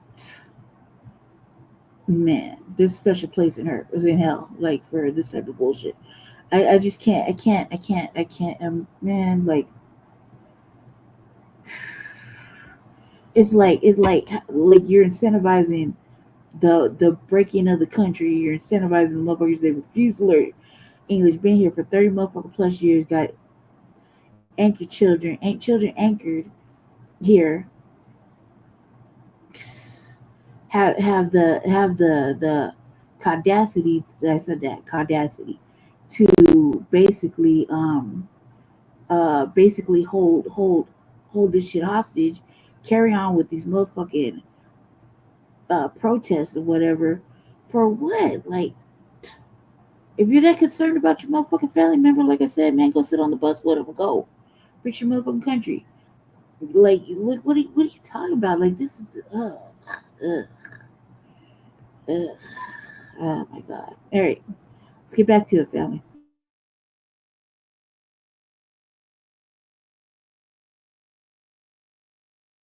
Homeless. I've never seen that much homelessness before in one place. I've seen white people homeless, and I definitely seen FBAs, and even maybe some black immigrants too, homeless, right? Some FBAs I saw had mental health issues, severe mental health issues, some white people too that I seen with mental health issues. Don't even get me talking about downtown LA and all the stuff that go on down there, okay? So it's safe to say that American citizens in your city needs help too. They need direct cash payments too. And it's amazing how when we ask for something, they say we can't just do nothing for black people, right? They didn't. You remember this? So I'm not going to sit here and say I'm going to do something that's only going to benefit black people. No. That's really what the Democrat Party is. See, what Kamala said at that time, and I actually have a lot of respect for her saying that, okay? I respect her saying that because at least she was woman enough to say it. The rest of you don't say it. You just go on and do what she just said, right? And shout out to Kamala Harris for saying that. Now, American citizens are homeless. Don't even talk about Skid Row. Don't even go there. Those American citizens need help. Rent is extremely high in California. Food is high. Everything is high. And people chose to come to that high state because you Democrats open the door wide open. You say we're not going to follow federal law. Matter of fact, we're going to put sanctuary city policies in these major cities so we can circumvent federal law and let you be here. On top of that, we're going to give you money. Why wouldn't people come there? I mean, come on, it's a free for all. Think about it.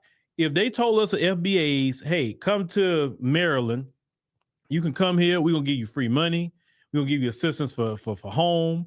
We're gonna give you assistance for food. We're gonna just put some cash in your pocket all over the place. We're gonna help you with a job. We're gonna do secret job fairs just for you, right? Like they did in Chicago, secret job fairs just for the immigrants, and they were mad that got out. So secret job fairs, all that, just come over here. Wouldn't you come? I mean, let's think about it from the immigrants' point of view too. Because a lot of times people get mad at the immigrants, but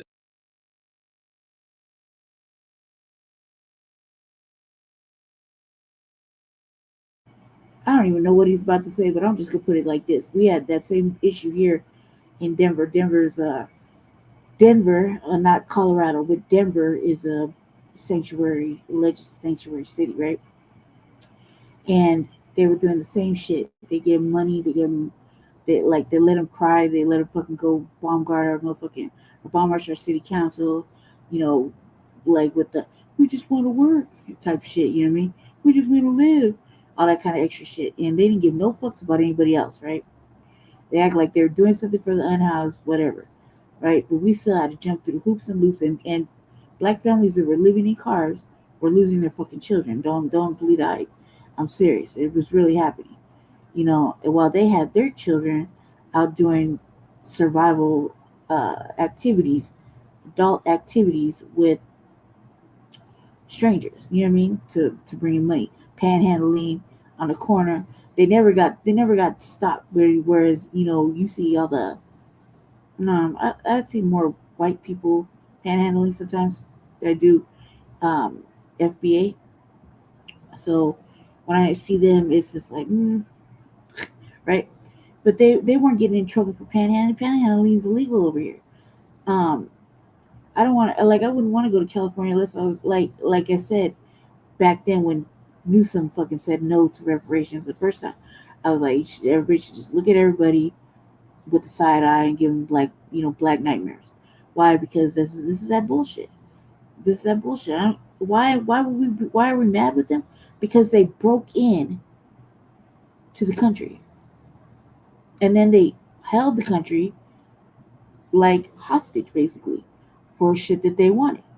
And with the guilt trip, whatever you want to call it, because in my mind, if that happened and the Democratic Party fell into it and it was like, oh my God, bleeding heart syndrome, when they care for everybody but foundational Black Americans.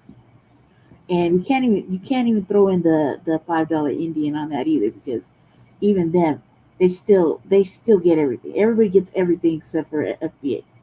All we get is the fucking the bullshit and the tall tales of we don't have no money. Well, if there's money for this, where's the outrage? Like, where's the outrage? Foundationals that are still in California? Like, where's the outrage? Like, come on, man. Like, you can't say that we don't know about it, because if he's telling us about it, that means it's already happened. You dig?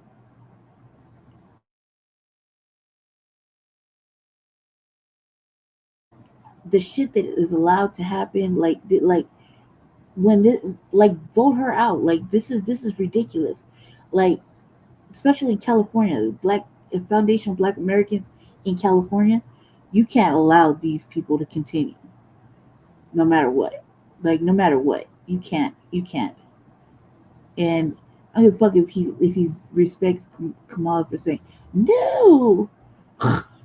It still was a shitty thing to do, and it's been a shitty thing, and she's not even the first to do it. You know what I mean?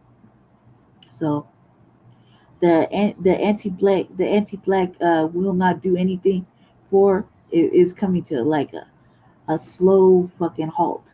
You'll see.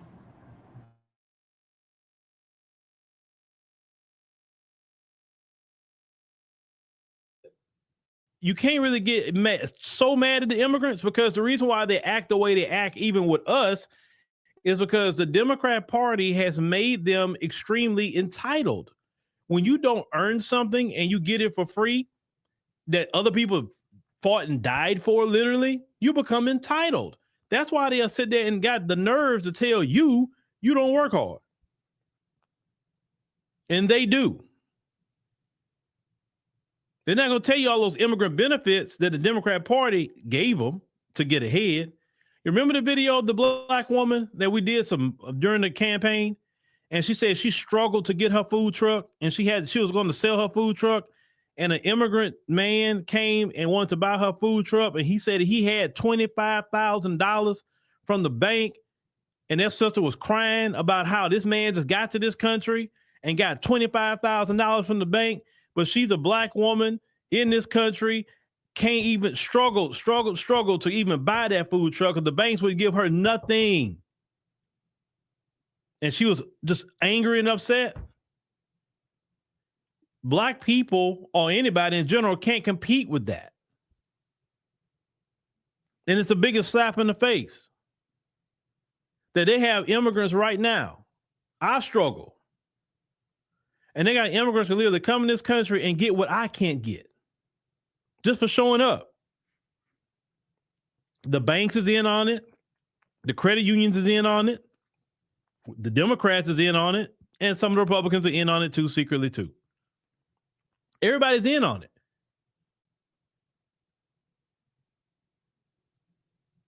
They can get direct cash payments. Just keep that in your mind. All right, let's get back to what we were talking about. Yeah, you say remember that? Yeah.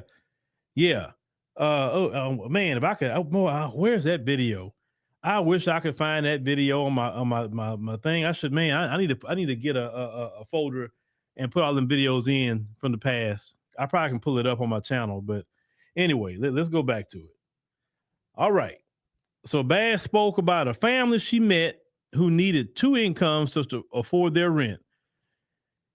And black people don't need that? Okay. After one of the breadwinners was detained in an immigration raid, she said the family is concerned they may face eviction. Oh, God. Who's slamming the door? Let me stop right there. Hold on. Let me stop right there. So I guess the man got detained by ICE. They were the only breadwinner, right? He was the only breadwinner. And now they face an eviction. So when an FBA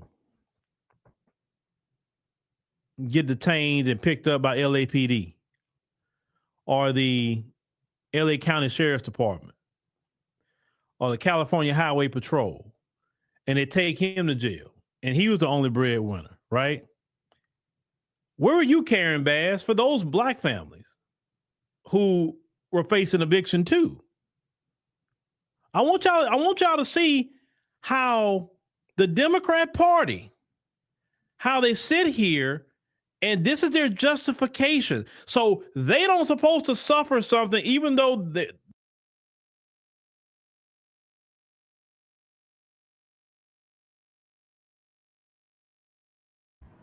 Sorry, I have to float back and forth to unmute and mute. Sorry. Where they at? This is redundant. They don't give a fuck. They stopped caring. They haven't cared about black families since the start of, since even before child slavery. They don't care. They haven't cared. And it's true. Like, but what we were saying, like, well, that's the cost of getting in trouble. You get arrested with your family. You get separated from your family. We've been separated from our families like a lot. You dig? For a long period of time. We're in the fucking Mayafa, man. Looks like our Black Holocaust. What they're saying is nothing unusual or new. The fact is that they're, oh my God, everybody's placating, you know what I mean? And towing the line for them. And that's what they wonder why the Democrats won't come back. This is one of the reasons. This is like one of the top reasons, you know? Hold on a second. I gotta go on mute or else you get feedback.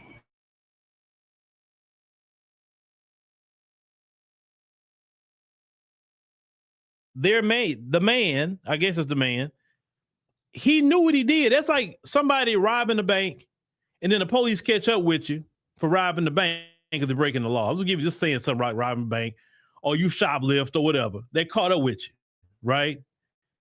Took you to jail. Karen Bass not gonna show up at your door like, oh, you know, you're facing eviction. Oh, we got to do something about that. You will get thrown out on the street. You have an eviction notice. You get thrown out on the street with your belongings, and Karen Bass won't come there and give you a dime. Whether you FBA, white, or whatever else it may be. How do they qualify for that? But if you are an immigrant, if you are, how do they qualify for that type of shit? Because at that rate, like, can my brother qualify? Because he got sweated by ICE this weekend. He kept it pushy though.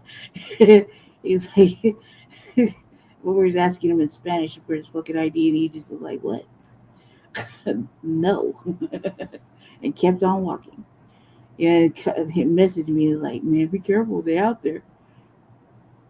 But I was like, God damn, man.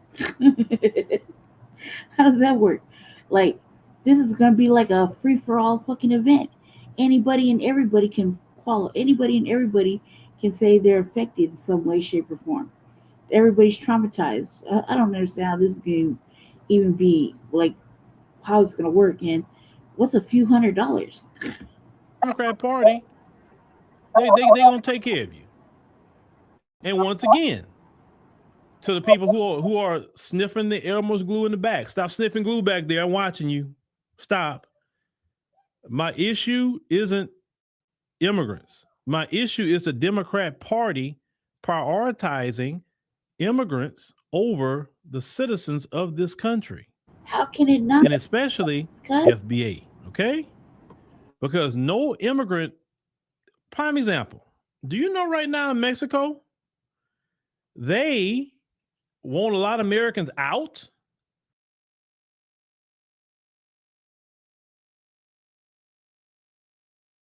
Real quick with that. So back like maybe a few years ago, me and my brother were having a discussion. My brother used to say, I hope they keep that same energy when it comes to Americans and places when they want them out, right? This right around the start of the influx, the random influxes, right? That we were getting. Excuse me. A little tickle in my throat. Excuse me, I'm sorry. Hold on one second.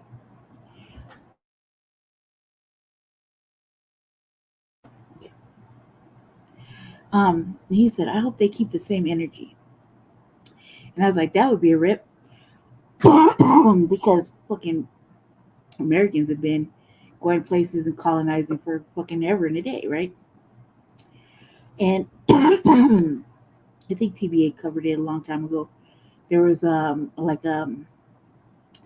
major, I wouldn't say migration, but it wasn't a migration. It was like a shift where all these Americans were going over there to work at home and do whatever, right? He covered it as on one of his many broadcasts many moons ago, right?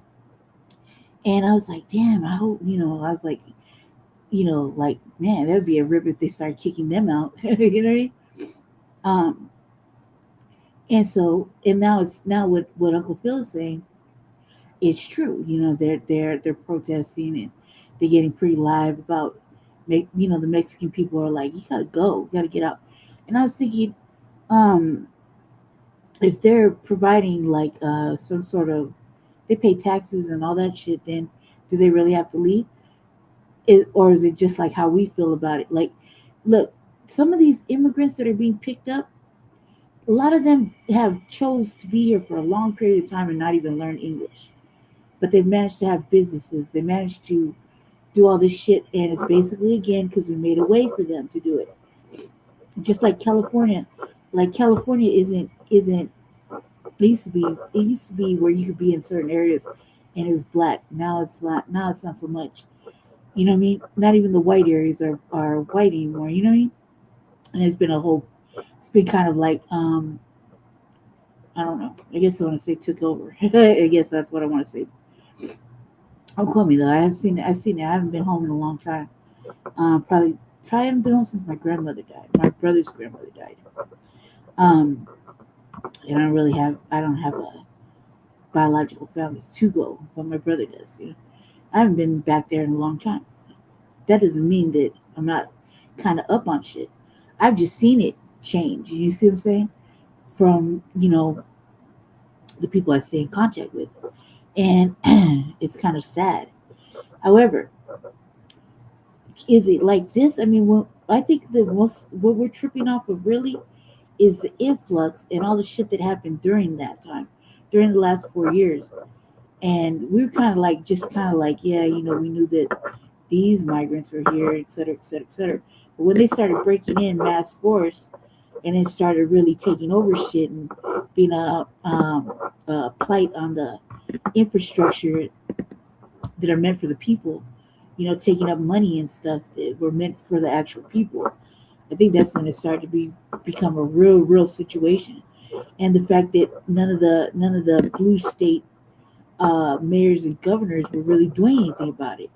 They were just letting it ride and then making it seem like we had a problem with migration, we had a problem with immigrants, and then when the election happened, well, he put that the Trump put it up as his main focal point, right?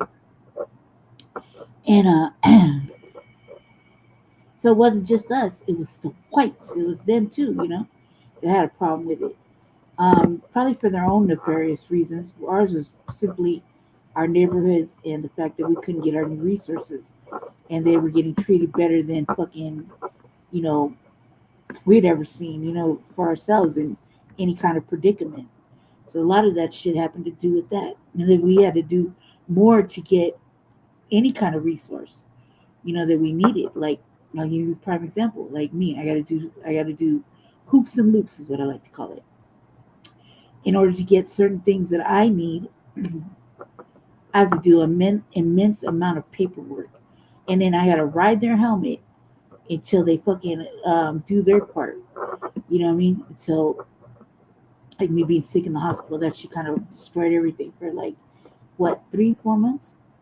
But in that 3-4 months, it would look like I wasn't doing shit, but in reality, I was doing an immense amount of paperwork and sweating the fuck out of them. Sweating the fuck out of them. Like, I mean, every other day, calling, going down there, sweating the fuck out of them. Because that's how we have to do. Whereas they can just show up, talk to somebody in Spanish or whatever, even fuck all the black people they see in line, they can go around them and go forward and beyond, you know what I mean? And that shit is irritating. So I think that, well, they're picking up now. I mean, it's par for the course. It's par for the fucking course. He said he had to be, like, this is nothing that, what's happening now is nothing that wasn't said that was going to happen. You dig? There's certain things I don't like about this protesting that's I hope that he talks about. And it's kind of like them standing in the way of shit, you know what I mean? Because we can't do that. We can't stand in the way of them the laws, motherfucking SWAT, any fucking gang task force, anything like that. We can't stand in the way and prevent them from fucking moving past, or you see what I'm saying, without repercussion. It's never really a good repercussion either. And there's been plenty of instances I can bring up to where we can stand in the way and yeah, right. You know what I mean? Yeah, right. But there's literally standing in the way of ICE or whatever ICE military. I seen something the other day.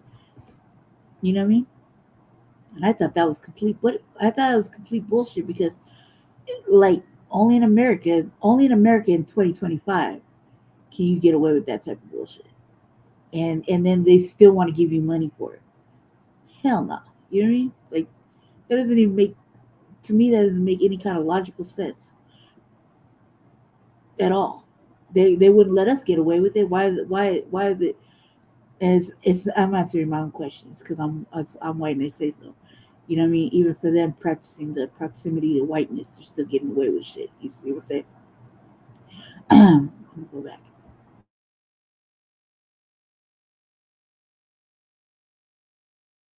They're telling them that they're gentrifying their community in Mexico City. If they're raising the prices because of them, they're telling them that they need to speak Spanish. They're telling them that they need to pay taxes in Mexico. They're destroying things.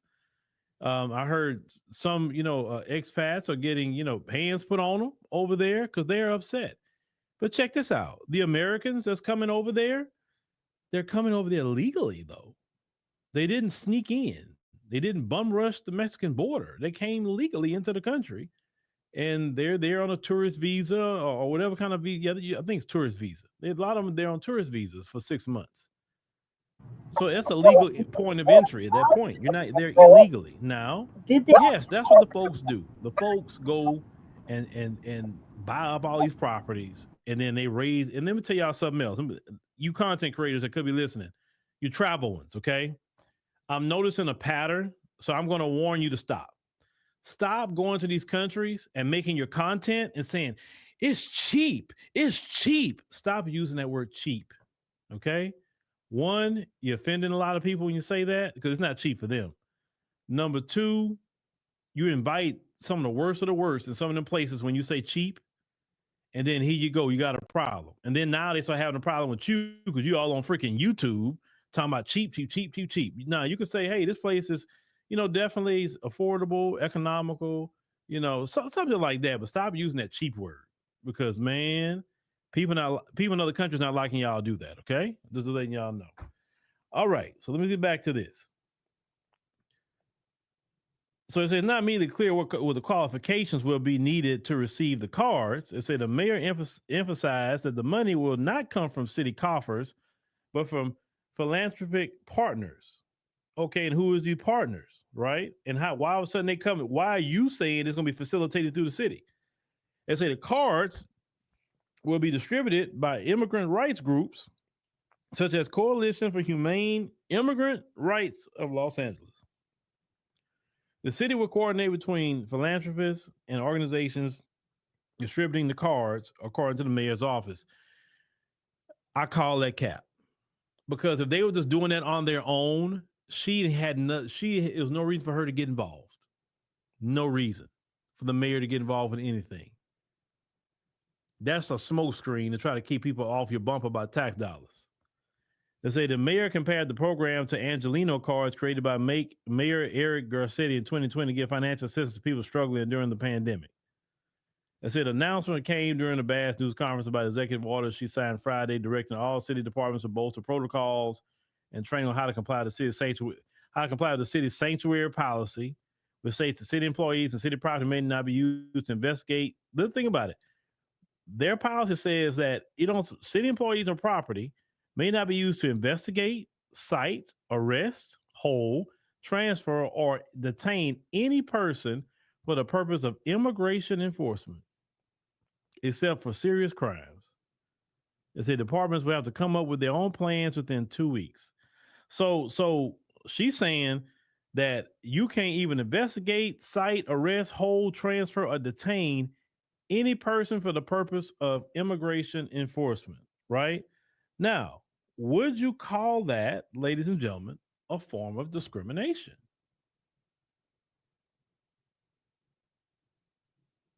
You're treating others different, not by the color of their skin, but by citizenship status. That's still a form of discrimination. You're saying that if you're in this country illegally, we will not comply with federal law enforcement. But if you're a citizen of this country, city property can be used to investigate you, to cite you, to arrest you, to detain you. It can be done. But if you're an immigrant, not so much. And the question I have for the Democrat Party, do you want to win? Do you really want to win? I mean, that's a serious question because Trump and them doing so much right now, they actually would make it very easy for you to win. But it's like every time they do something crazy, you do something like this to remind people why they voted against you. Because let me remind you, it was the Democrat Party that flooded the cities with the people. It was a Democrat Party that papered up all the people. It was a Democrat Party. You're talking about Trump and chaos. It was a Democrat Party that had chaos in their own party with the Joe Biden thing. Then they got Joe Biden out, put Kamala in, didn't even have a primary. That made a lot of Democrats upset because they didn't even have a primary. You understand? No primary whatsoever. So some Democrats got upset by that, and they do remember what happened to Bernie Sanders back in 2016. They do remember that. And so that was like the second time that they done something funny style on a candidate that a lot of people wanted. And I do think Bernie Sanders probably would have became the president if he would have been up there versus Hillary. I really think he would have at that time because he actually had the juice and Hillary did not. Anyway, so all that funny style stuff that was going with the Democrats. And then after she lose, y'all gave Kamala $1 billion, right? And everybody was getting money out of her back pocket. Everybody. You know, I know everybody talks about Boulay Martin and Roland Martin. I mean, Boulay Martin, yes, Roland, and Al Sharpton. I know they talk about them, and that's that, but they got pennies compared to what these white consultants got. These white consultants got money out of Kamala in the millions. Trust me, in the millions they was getting money out of this lady for her campaign. Everybody got paid off of her campaign, and she did not win. Why she did not win? Well, she had 90 days. That's not too much to campaign. Also, she didn't have anything set in stone about reparations. Then also her little friend in California, Gavin Newsom, didn't help her either by pulling that stunt he pulled with the reparations over there. So that was also a sour taste in black folks' mouth right before that election. So at least on the black community, I can't speak on other communities, about the black community. And then you fast forward to 2025. After that humiliating loss and all the money that was spent, the Democrats are still doing the same thing that would made them lose before, the immigration. Democrats, immigration is going to be a losing issue for you.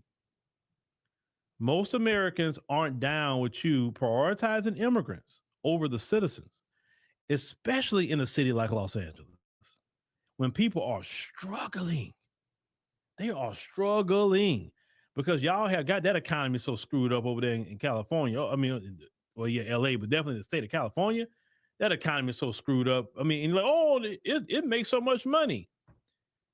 If the people can't live, screw how much money it makes. The people can't live.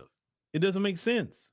Now, the immigrants can survive over there because they'll stay 5-6 families to a house. They're getting assistance, from people like Karen Bass and many others. They're getting what, free medical, and the citizens not getting free medical.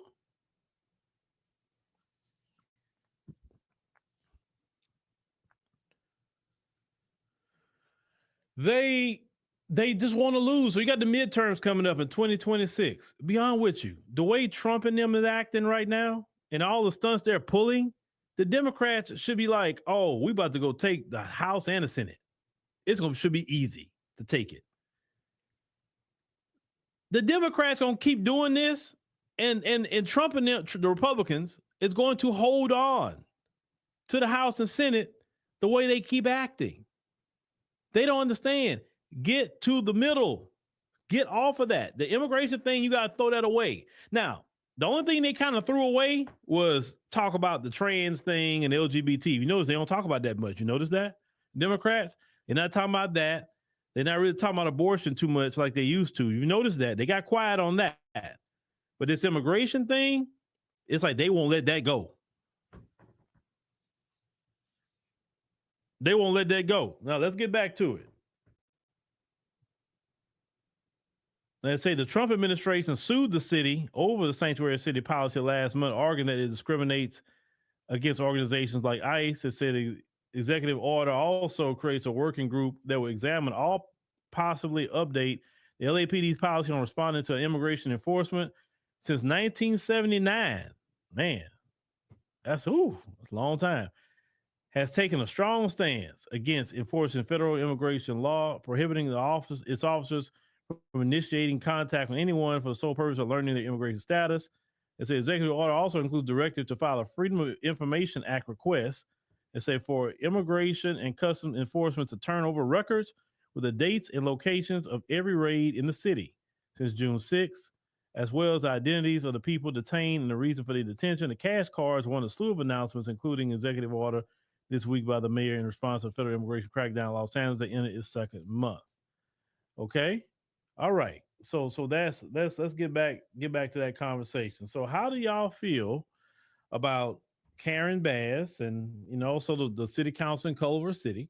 How you feel about them giving money to immigrants for being encountered by ICE or maybe being detained or arrested by ICE? How do you feel that there are single black mothers in our community with children who have a man in the household, but he gets arrested for whatever the reason? He was the sole provider. And those single black mothers with their children in getting visits and calls from Karen Bass and say, hey, we're going to make sure you're not evicted. But immigrant mothers with children, those mothers, they are getting those visits and calls, and they're going to get assistance specifically for them, not like a regular food stamp or Section 8. No, something completely different for them. And then these people, because they want to keep their hustle on, what they try to do is flip it on the people and say, oh, y'all hate immigrants. Oh, y'all xenophobic. Oh, what's Dr. King wouldn't act that way. Dr. King didn't deal with this immigration. Now, Frederick Douglass was one that talked about immigration and saying that would never be a good thing for Black Americans, a bunch of immigration. He talked about that. Of course, Dr. Claude Anderson talked about that too. They know they got a good thing going. That's why they try to gaslight you and say you hate immigrants.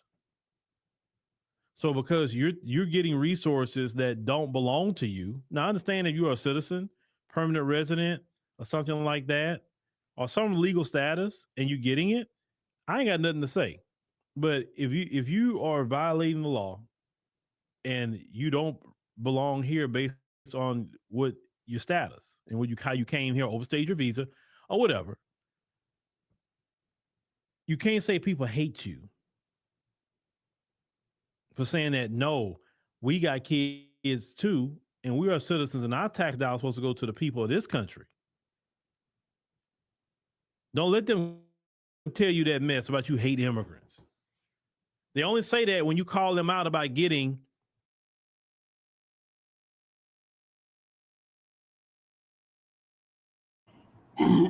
the real question is it going to be a trend? Like with all the sanctuary blue cities or whatever that are on that same line of thinking, is it going to be a trend? And if that's the case, we need to be more than fucking outraged. We need to be outraged and really do some logical thinking about how we're going to deal with it. You know what I mean?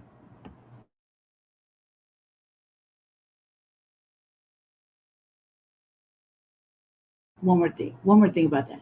The reason I say that is because we can't be adamantly fucking denied reparations and be led around like how we are. Like I showed the what's going on currently on the RVA with the reparations task force.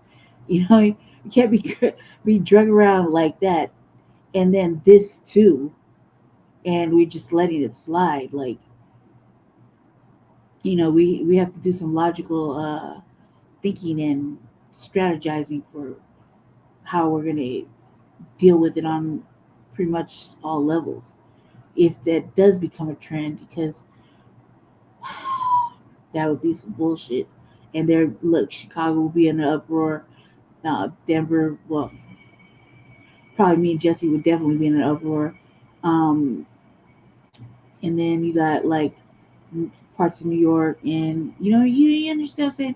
Any other blue city that has to go along with that program, because it's taking again away from Black people, our foundational Black Americans in those prospective cities. it's like taking away from whatever. And call cap on the philanthropy too, because what's what kind of philanthropy are we talking about? Uh, White dollars? You dig?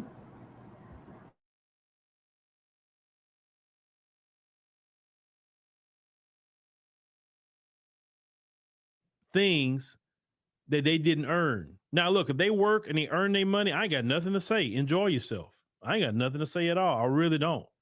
But if you're taking assistance, if you're getting free this and free that, the Democrats keep facilitating that. Well, no, it's not a hate thing. It's just not right. And because it's not for everybody, you can't sit up here and eat and getting full and everybody else is starving. But if a person say, hey man, can I get some of that food too? I'm hungry. Or you hate me. I don't hate you. I'm talking about I want some of that food, man. You eating good over there. Cause I'm starving, you got it, and I'm xenophobic because I'm watching you eat food from my fridge that I can't even eat. Think about that. You got a fridge full that you can't eat out of because the Democrats are in charge of your fridge, and they're giving all the good food to them, while you sitting up there with an empty plate. Well, then you hate them if you call that out and say, "Hey, man, I want a full plate too. Where's my plate? Why are you taking from my fridge, giving to them?" And they didn't put a single food in their fridge. So it's like you went and bought thousands of dollars worth of groceries, put in their fridge. Somebody come in your house, they didn't put a single morsel of food in their fridge, and yet they eating like they put it in there. Then when you tell them about it, you hate me, or well, you need to work hard like me. You just washed yourself in here and started eating, bro. You didn't even work hard to put any of that in there. That's not your hard work you pulling from. That's mine. And you got the nerve to say we lazy? That's how they sit up here and gaslight American citizens and try to say, oh, y'all being like MAGA. Whatever MAGA do is what MAGA do. I don't know nothing about that. But any little tactic to forget you to stop talking about that free stuff they get. But if a black woman get a Section 8 or a black woman get an EBT, y'all making all kind of AI videos and all kind of stuff trying to clown black women, about a Nissan Altima and all of that. But those black women that get a Nissan Altima, where they go pay for it, that's their car. Okay, if they got EBT, so they're American citizens. Y'all don't be making videos about the immigrants getting EBT. They get it too. At least the black women's ancestors put in so much work in this country, built this country. And y'all want to sit and get mad if a black woman get a freaking EBT card. So what if she get one? It's food.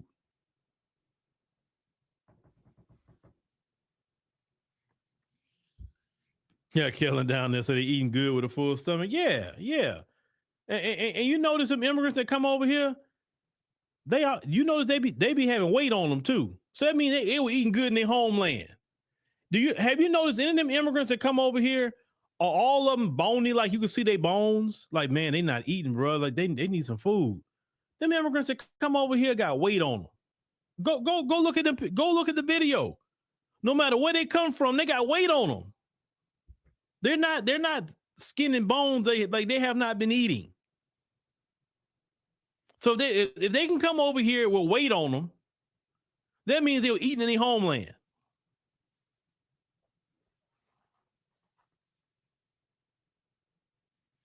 Oh, well, you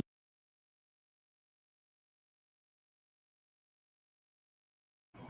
That's why I used to say, man, they know how to get out. They live. It's bullshit what they were saying in city council and everywhere else. They know exactly what the fuck to do. That's what they've been doing. That's why it's like it's a slap in the face. You know what I mean? It's like, and I don't know if the comparison is the same thing with what he's trying to say. You know what I mean? I really don't see the comparison to what we get overtaxed for and what they're getting already You see what I'm saying? What they've gotten already. I don't think the comparison is like the same thing. I see it as um preferential ignoring. You know what I mean? Like they're ignoring us and they're doing this shit on purpose. They've been doing it on purpose. This is not like anything new. Just the fact is that they're doing it so much more out in your face and you're in right there, just playing on fucking emotional sensitivities, and shit's fucking ridiculous. And just the way, just the whole article that he's reading is just, ugh, it's trash.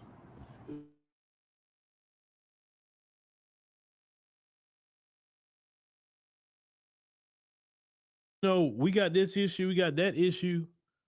Okay, fine. You can't go to the next country over then? Okay, fine. You threatening your homeland. Okay, cool. I get it. Things happen. You couldn't go to the next country over because the person that's threatening you is not going to go to the next country looking for you, unless you're really in some big situations. You know what I'm saying? But the average person, you say gangs is bad. Okay, so go to the next country over. No, they don't want to go to the next country over. You know why?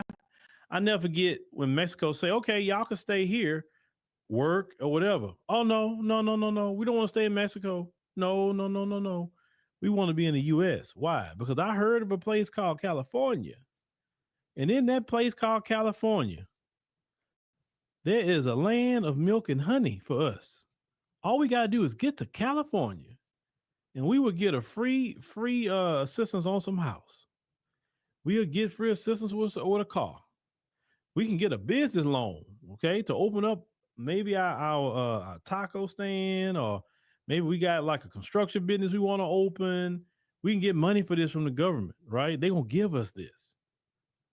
We can bring our family members in, right? We can stay a bunch of us to a home, and they're gonna help us in California. Matter of fact, they look at us as VIP, very important persons to coming into California. Don't worry about the citizens; they gonna cry, but they're not. Nothing's gonna happen. We are the VIPs. So we're gonna go to California. They call like, you think they don't call each other on WhatsApp saying that? Hey, come over here where I'm at, man. I'm living good. I ain't gotta work as hard if I don't want to. They got immigrant right groups that look out for us too. Like, man, we didn't get that. We didn't get that back home. They treat us like whatever back home, but here in America, man, this is it. That's why they come over here. That's why. Why wouldn't they come?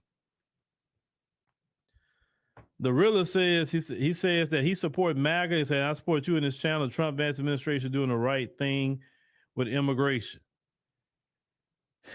Well, like I said before, the pendulum just swung the other way. Biden was mass immigration that didn't make sense. And then Trump was trying to do mass deportation. So it's just a pendulum swinging back the other way. That's all.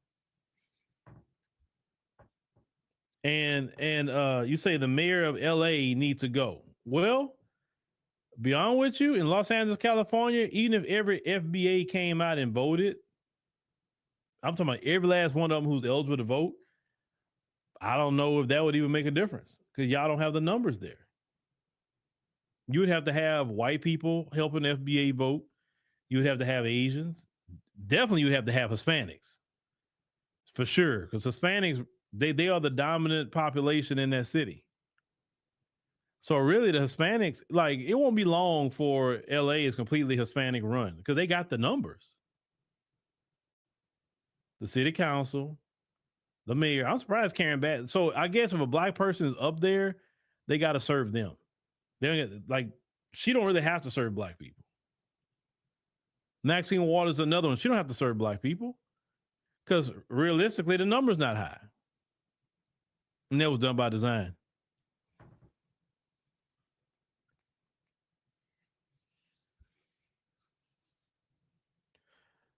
You say a Southeast Londoner. You say the illegal immigration situation is shocking Well, you out there in London, you have a lot of illegal immigrants in your city too, and a lot of the people complaining about that situation. I think Europe is suffering with a lot of illegal immigration, a lot.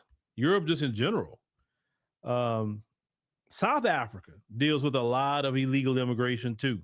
And then when South Africans say something about it, they won't say, "Oh, y'all South Africans xenophobic." I seen a comment one time here say, "You FBAs and black South Africans, y'all the same. Y'all. That's why y'all like each other. Y'all the same." What? Because they don't want y'all just flooding their homeland and not coming in legally. And I'm sorry, but you can't just come into South Africa illegally. Say this is Africa. It doesn't matter. You still have to come into South Africa legally. Like if you start doing too much, people have an issue with that. You understand what I'm saying? And then some people there are getting services. And then but see over there, they're not gonna really take it for too much. They're gonna say something. So South Africans are not xenophobic.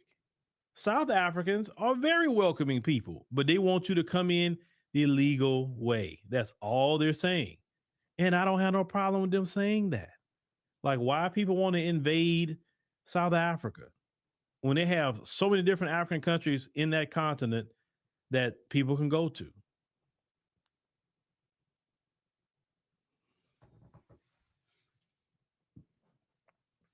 Now, you said that the unions get them elected, and you say well, see, you say they try to do Houston like LA. That won't happen here. The difference with LA versus Houston on the Houston Metroplex is a lot of black people. And black people are very involved in Houston, the Houston culture. And no. I'll preach that sermon all day long. I'll say, look at LA. If you don't want your city to turn into LA, you better stand your behind up, fight, get involved with the city council, get involved with, fighting in the mayor's office. Every part of your local government, you better get involved as black people and say, hey, one thing we're not gonna do, we're not gonna sit up here and flood our city full of people that chose to come here while we got citizens right here in this city, our elderly, okay, our veterans, look them for people that chose to come here, that just went over so many different countries to come up here to our city. No. You are not prioritized at all. If you're here for some reason, you work. Hey, I guess, what can I say? But if ICE come knocking, I'm gonna say too. But if you're working on your own and you want to take that risk, I guess, take it.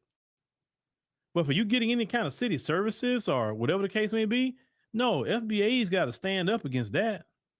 Because clearly the folks not going to do it.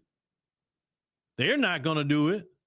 They'll complain all day if Karen Bass wanted to give FBAs a couple of $100, or they'd be right there screaming and yelling about that. But when it comes to the immigrants, they quiet.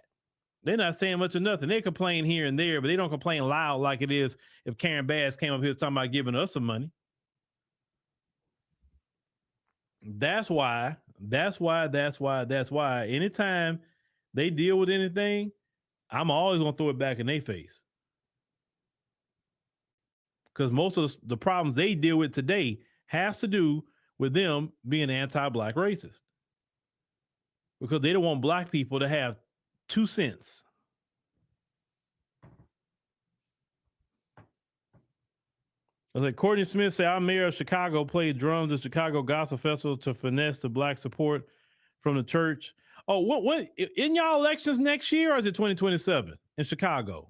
Because I know a lot of black people are not feeling Mayor Johnson, and a lot of it is behind that immigration situation, right? So whenever the election comes up, who's going to take his place? I'm curious. Who's going to take his place? And once again, yeah, thank you, Courtney. I appreciate you for supporting outside of everything. Yeah, it's always an issue when we get it. It's always going to be an issue when we get it because everybody's pocket watching black people. Everybody. And I mean everybody. They pocket watch us. They watch what we eat. They watch when we vacation. They watch everything. You know what I'm saying?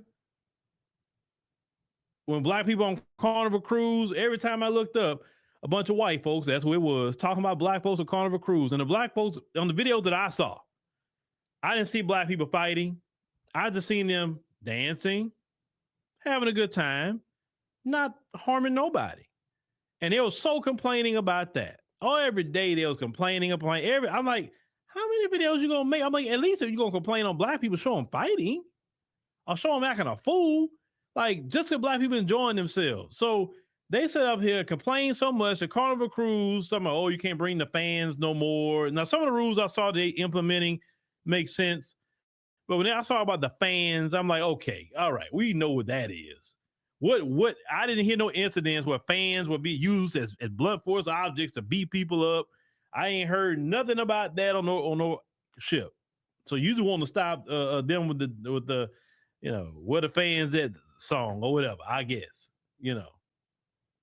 And with black people saying not Carnival and got boring.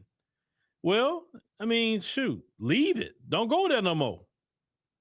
I heard some black people say, I don't want to be on no cruise ship anyway. Shoot, we was already on the boat. I ain't trying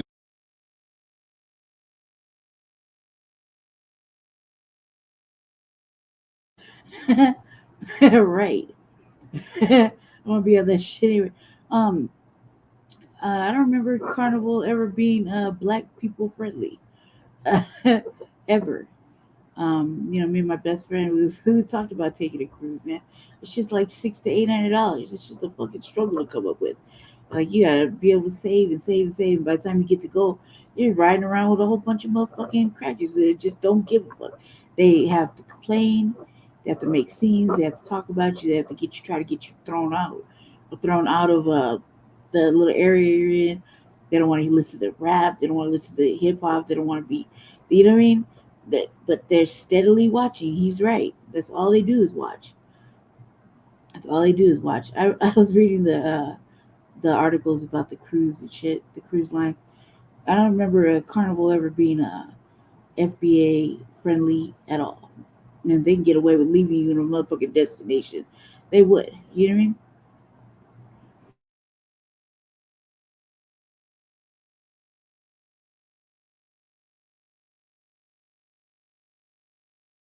Brown Jr., get on one. I started laughing. I'm like, yeah, I get you. I get you. Just like some people say, I don't want to put a chain around my neck. We had chains around our neck for hundreds of years. Well, I want a chain for, so I've heard different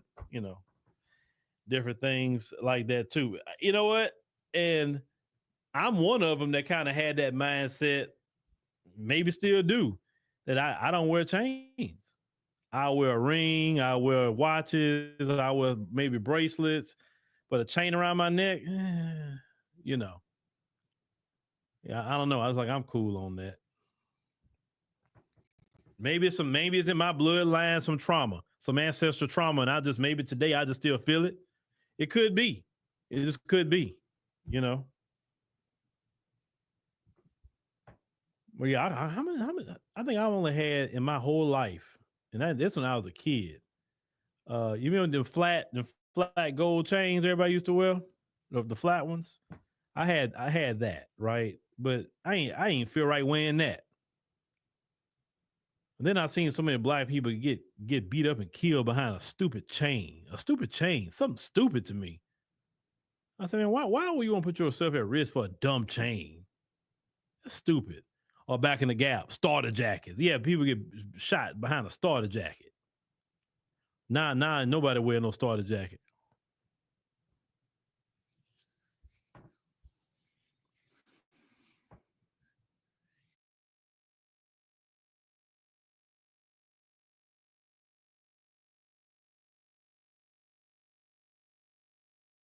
Tonight, the Aurora City Council.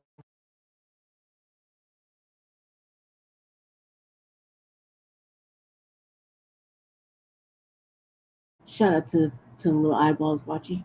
I had to take over. I used to steal the fuck out of some starter coats, man. right before, right before I went into the system. Man, I had a bomb ass motherfucking long ass trench coat of uh, fighting Irish. Not to mention all the uh, Hoya fucking starter coats I could wear. Man, a long time ago. I used to think Georgetown Hoyas, man, those are my colors. I like those colors a lot. Anyway, moving along.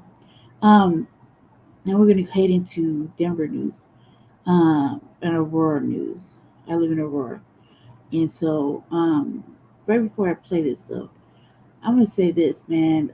Political theater is a real situation in Aurora right now. And I listened to Aurora City Council the other day on a replay, and I was like, man, these motherfuckers, I swear to God. Just making it really ugly. And the city council lady didn't have no problems putting the people that were responsible for all this mayhem in city council on blast. That shit was crazy as hell. So I'm gonna play this. We'll talk about it for a quick second. Just didn't put too much in there about the news, so we kind of lost the cue. So we'll see what happens. Let me get back over there. Council will consider whether to ask voters to increase their salaries. The proposal would triple their salaries. Denver 7's Brandon Richard is listening to community members tonight, with some saying council members deserve more money and others saying they should be paid even less.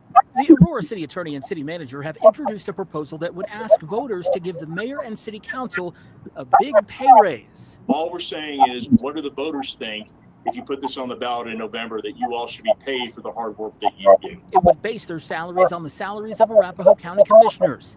The mayor, who's considered a full-time employee, makes about $98,000 a year. Under the plan, his salary would increase to $150,000 a year, equivalent to what Arapahoe County commissioners make. Council members are considered part-time employees and make just $22,000 a year. Their salaries would more than triple to $75,000 a year.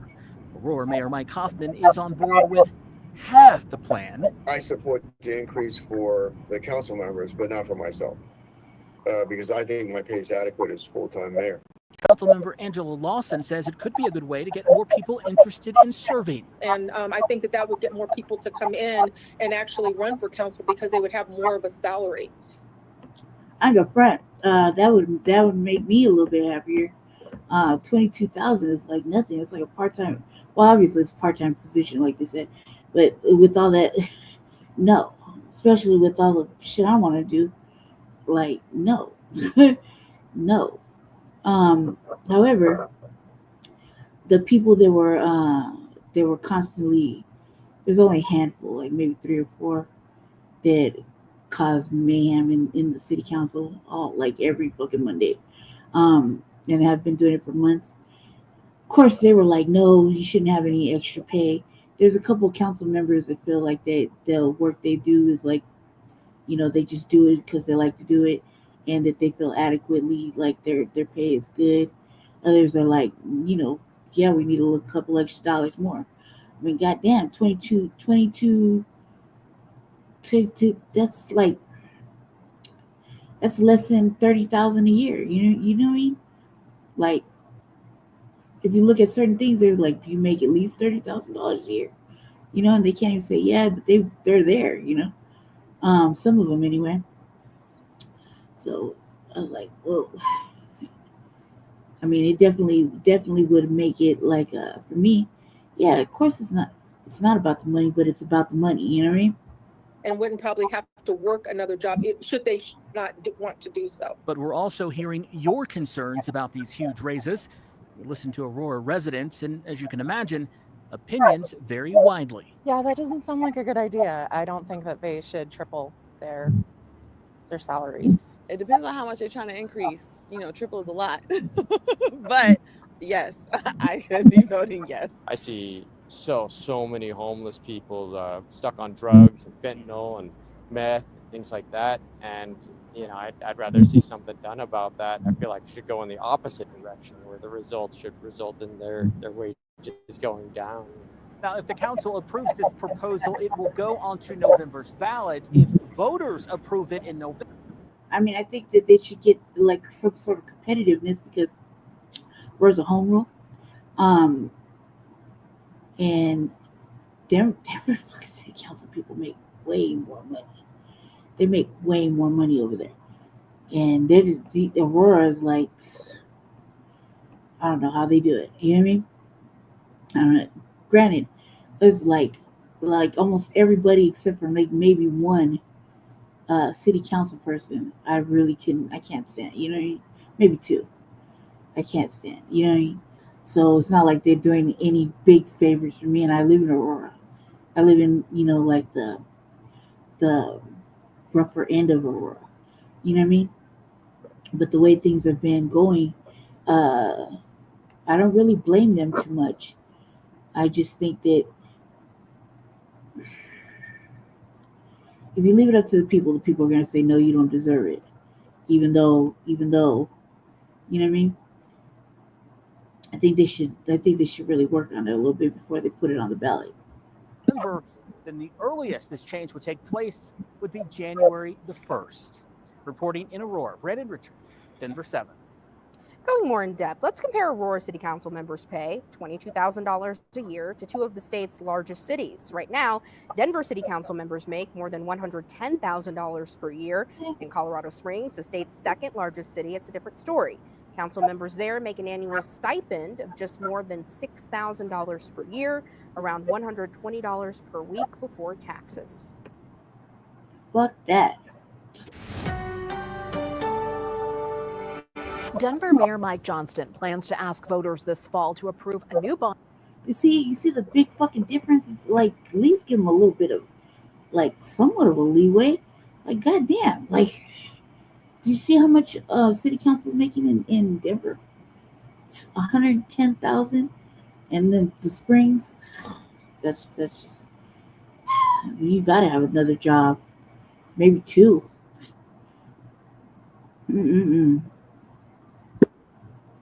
Okay, hold on a second. Who's this? Shabaka. Yeah. Yeah. You fell asleep? Yeah, I fell the fuck asleep. Okay, well Jesse fell asleep, so I'm just running the last piece. But the last little end of it. We covered Mayor Bass. Okay, Los Angeles. Yeah. Hold on, let me get a headset and turn this idiot.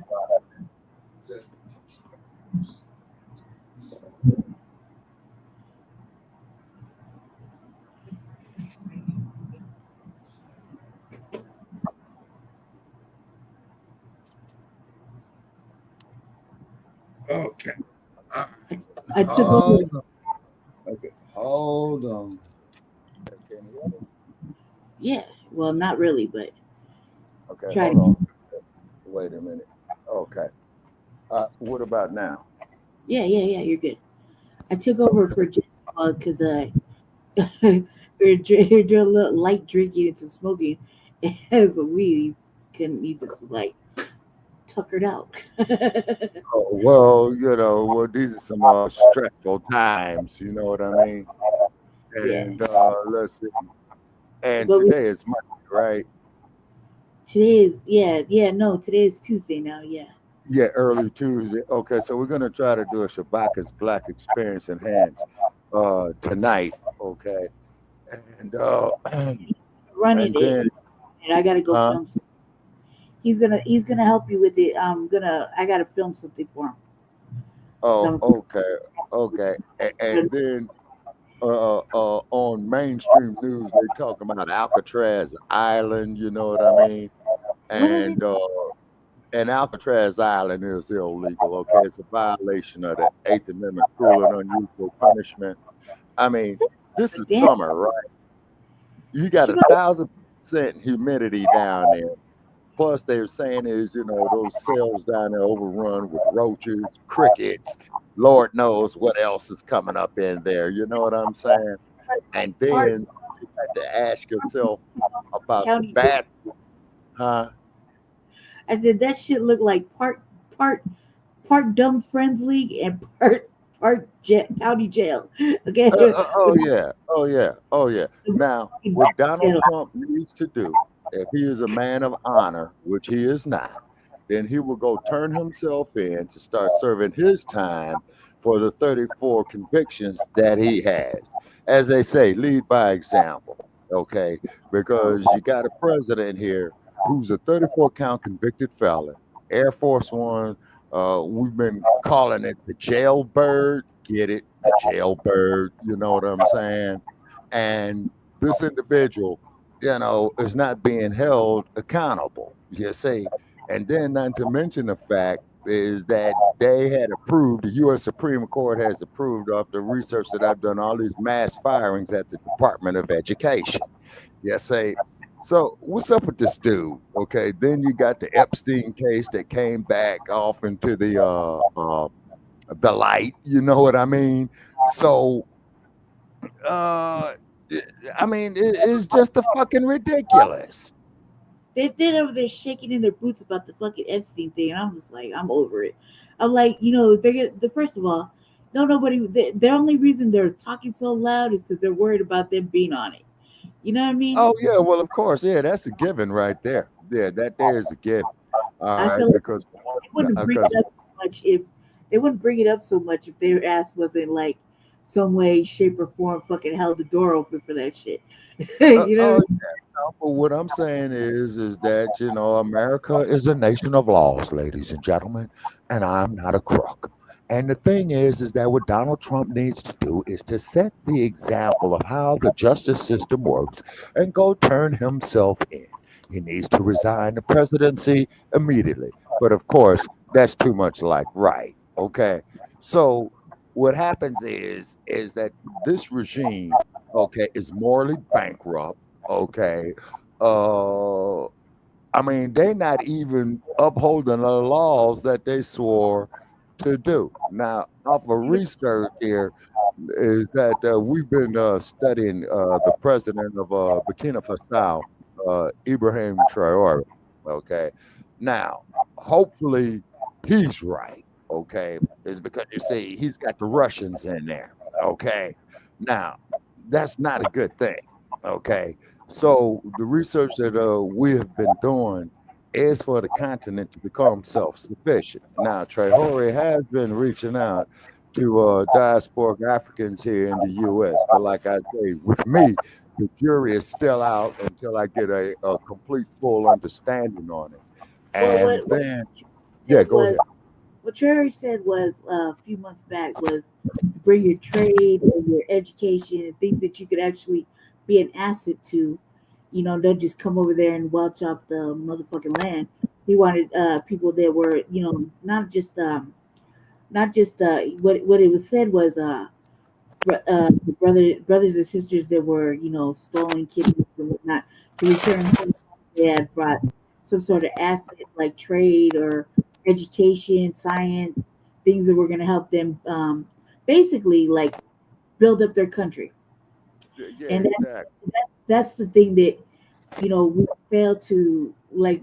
We see where he's going with it, but he didn't. It wasn't until like other new black media people had said they wanted to rebuild Burkina Faso, Niger, and all those areas.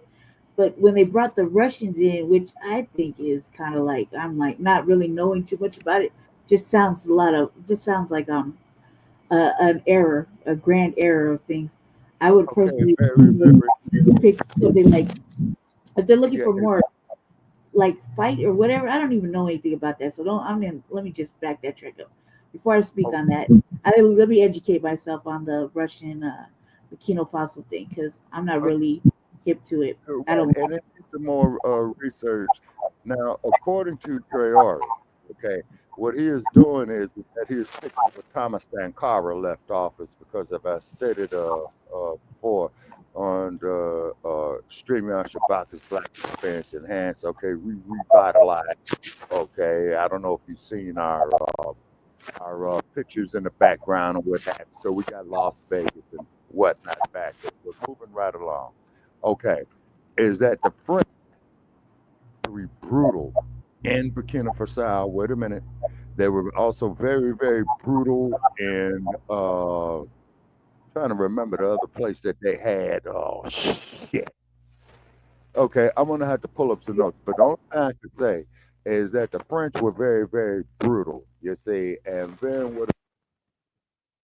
Yeah, they kicked one out only to allow another colonizing type in, which is the thing that nobody likes. Because Russia doesn't have good intent. You know what I mean? They could have went with a better alignment.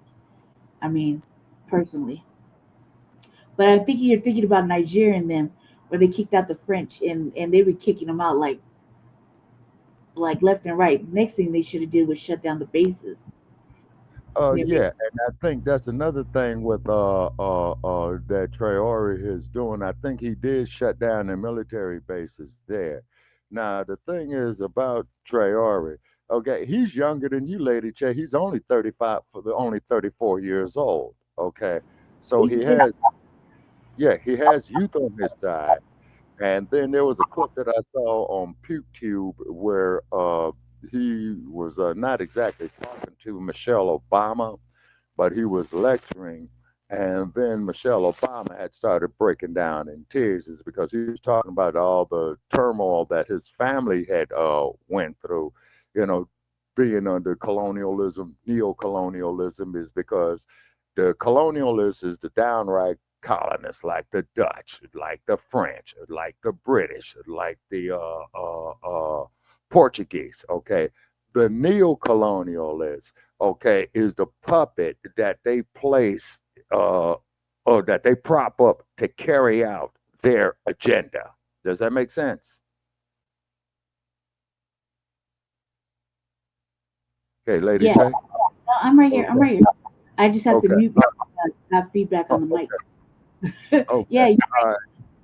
you're right. Okay, so therefore, so is pretty much you got some gangsters, right? Okay, they go off into a neighborhood and they say, "Look, fool, we're appointing you, man. We holding you up right here, but we got you on puppet strings. You do everything that we do to carry out the agenda that the colonialists wants." Okay, now old Donald Duck was talking about, Africa is just a bunch of shithole countries during his first regime.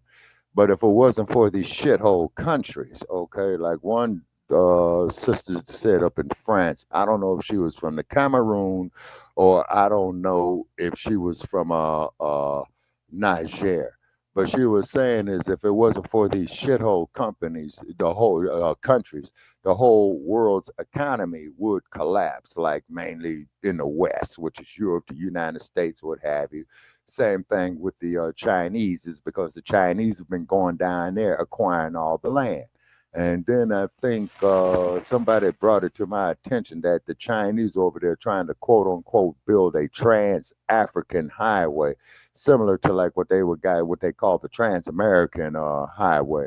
And I think that Trans American highway starts at the top of Mexico, and then and I think will take you all the way down there to Brazil, if not all the way to the bottom of Argentina.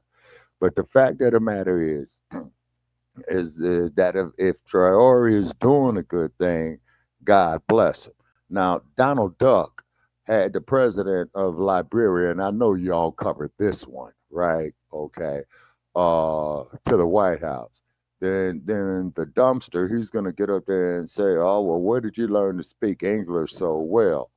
And I think me and Jess had talked about this here a couple of years back, is that Liberia was when James Monroe, that's why the capital city is called Monrovia, because it was named after James Monroe.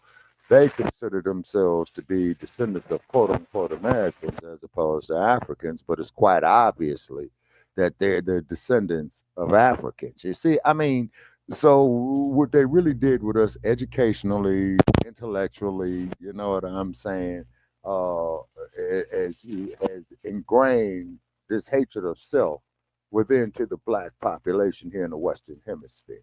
Okay, pretty much like they did in France, pretty much like they did in England, pretty much like they did in the United States. And then the most brutal of the slave traders or the colonizers, that Lerone Bennett, was checking out, was in fact the Portuguese. and the Dutch. I mean, it was almost a tie between them and their brutality. You see what I mean? And then, of course, you know about Mutamba that they call Angola. You see what I mean? All right, but here's one thing though too. The European, and Brother Che had pointed this out, is that the Europeans would always send in the clergy. Okay, then comes the military. To quote the words of Desmond Tutu, who was a clergyman himself, he said, "In the beginning, we had the land, and the European had the Bible. We bowed our heads, we closed our eyes to pray, and then when we opened our eyes, we had the Bible, and the European had the land." Don't you think there's something wrong with that? Absolutely. Yeah, Absolutely. yeah, It's yes, it's all wrong. It's backwards and wrong. yeah, exactly. Okay, so Jesse has stated that what we need to do is to do a show of reconciliation. Okay, Yeah. now the one who, now it was remembered that brokered this reconciliation. Believe it or not. Not Okay. here. Like, well, Jesse's asleep, so I can't really Yeah. speak for it. But I can speak to. I was in the chat afterwards. I'll say this that yeah, Ramel, shout out to the anchorman of Right. all the programs. My twin, shout out to him. He called it he called and said the revolution was in trouble. And we had, Yeah. the reconciliation needed to happen.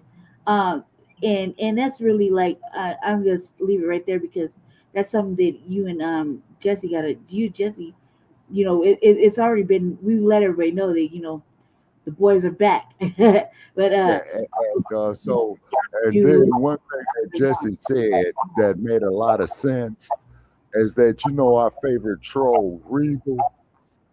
yeah, he was in there causing a little havoc. And Yeah, so that's what Jesse was saying is, and I had to agree with him on that. Okay. Also, too, Sister Desiree, she has her another platform, and she's going through something right now. So I had to talk with her I would because say this about that real quick that when it comes to Shabaka's Black Experience Enhanced and the Frontline Black News, us three are a family. Us three are the only ones that really have yeah, a because we put in a lot of work on it. I mean, over the years, I'm talking about we're not getting paid for it. My damn PayPal account doesn't work no more, so I got to figure out another way right there, to get some revenue coming in. Most definitely a shout out there to Black Dynamite. You know what I mean? It's because we put together. Let me say this. Hold on. Let me say this real quick before you finish. I would say this that us three, as a conglomerate, as a family of Chicago Black Experience Enhanced, Frontline Black News, we're the only ones that can really say to each other what it really is and what it really isn't. Everybody's opinion can't really matter in the grand scheme of things because then we would be letting others dictate the future of not of our two broadcasts. You dig? And that Yeah. can't be their thoughts and whatnot, but they didn't live it like me, you, and Jesse lived it for the last Yeah, couple of years. right. Yeah, because we went out there, we dug up soil, we planted seeds. You see what I'm saying, and what have it. Hey, Jay Militant, what's going on with you, man? Yeah, B1 salute. Did Jesse tap out? I think Jesse's exhausted, Jay Militant. But Yeah. I mean, it's better than me. Shit, I'm like the Yeah. second in charge. When Yeah, all we've all got it. You know what I mean? Yeah, and so what we want to do is that we want to build, okay? And if we disagree, let us disagree agreeably. I mean, now come on. Now you see how many just go back with them GMO ponies and the Raiders. You know what I'm saying? I can't speak on it because personally he tells me I'm dry landed or whatever, but because I come from California, he's always got that little dig, about the Raiders. But I can't really speak for him all I can say is that because he's resting, and that's not fair. But I could say is this: is that as me, you, and Jesse, we're the only ones that could really say what it is, what it isn't, and what we agree to personally behind the scenes, because we're the only ones that have to really live it and take it and have each other's back on it, regardless of the situation. Because Right. Shabaka's experience moved from we moved from Blog Talk to StreamYard to YouTube, Right. and Jesse is the only one that builds up the platforms for everybody's channel, and it's Right. slow. It's not an easy process. I mean, I like uh I for me, I don't really give. I'm like here and there with with my shit, right? But I Mhm. do care about Shabaka's Black Experience Enhanced, and I do care about Frontline Black News because that's what me and Jesse decided to start when Mhm. when he left Mile High News. But Right. you been going hard for before that. You know what I mean? So Oh yeah. us as a couple, but us as not as a family, Shabaka. Us three as a family. That no one else can really say what we should or shouldn't do as a family. That's a private matter that we got to talk about. Aside like away from Right. everybody. You know what I mean? I Right. mean, everybody knows like now, like we done everybody's gonna kiss and made up, y'all. But that's for Jesse and Shabaka to talk about later on when tomorrow. You know what I mean? Or later Yeah. today. And then I got a couple of runs to make, when the sun comes up, and it shouldn't take no more than 2 hours. And it's about some money, you know what I mean? Okay, so then Tuesday, okay, we're still on the StreamYard. Okay, so we put Shabaka's Black Experience. And now what is Jay saying here? Understand that I was on.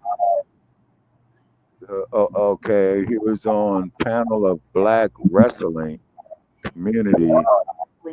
Okay, wait a minute, hold on. Okay, I understand I was on a panel in the Black wrestling community this weekend, 9 hours. Damn, Jay Miller. Whoa, yeah, that's a grind right there. You know what I'm saying? Drinking and some light, smoking and some marijuana. Okay, all righty. All right, and then also too, Lady J, the other research that I've done, right? I did come across the ship logs, okay, of the slave ships, okay, mainly of the Portuguese, okay, and I'm sorry, the French, okay, it's because because the main stop offs were Mobile, Alabama, like Akshita said, Galveston, Texas, down there with Governor Rolaids, you know what I'm saying? Governor Bud. And then also, too, then of course, New Orleans, Louisiana was one. And then, of course, you had Charleston, South Carolina, is because I've known people who had relatives there that went to, the Charleston, South Carolina harbor, and they say, man, you could feel that shit in the air. Then I had a relative that traveled down through Charleston, South Carolina, knowing that we was doing and sending pictures of the actual, historical buildings where they sold the slaves. You see, all right. Now, also too, there was Tariq Nasheed and this thing, but I have no comments on Tariq Nasheed. Okay, but then Because a platform that loves to read the shit, man. Like uh-huh. this is a platform that's Well, represents. see, because I went and visited the Hidden History Museum when I was in Los Angeles, Did you go inside? Shabaka. You unmuted yourself, Britt. Did you go inside?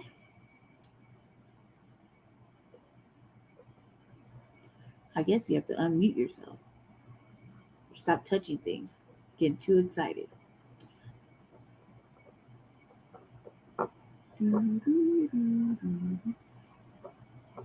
Check your audio because you seem good. I'm over here. There you go. There you there go. you are. Okay, all righty. Now, also too, what's happening is with the technology, like I was trying to explain to somebody, as you know, when they kick up these satellites, like they've been doing ever since. Okay. Jay Militant says he was talking about the Samoans and them using the N word. There's a wrestler named Jacob. Okay. All right. Well, see, that's just it, though, Jay Militant. See, a lot of these other groups, man, they're gonna have to get checked on that word, man. Straight out, they're gonna have to get checked on it. Okay. Now, but what's happening is during the Reagan regime, when they were sending up these space shuttles all the time, what they were doing was that they were deploying all the satellites that they using, for the internet and stuff like that there, to this very day. And what happens is that space junk stays up there in the orbit. You see what I'm saying? It just floats. I mean, it has nowhere decomposing or what have you, and I'm quite sure there's quite a bit of it. So this here will interfere, with internet signals, television signals, and what have you. Because keep in mind, when these individuals did this stuff in the 80s, right, they were not worried about the environment. They was just worried about profits. Okay, just like when you look at the CEO of Pfizer medication, where he told the U.S. Congress the only thing we worried about, is our shareholders. We don't care about the general safety, although he did not say it verbatim. Okay, but if you said that all we care about is our shareholders, then that there is quite self-explanatory of where your primary concern is.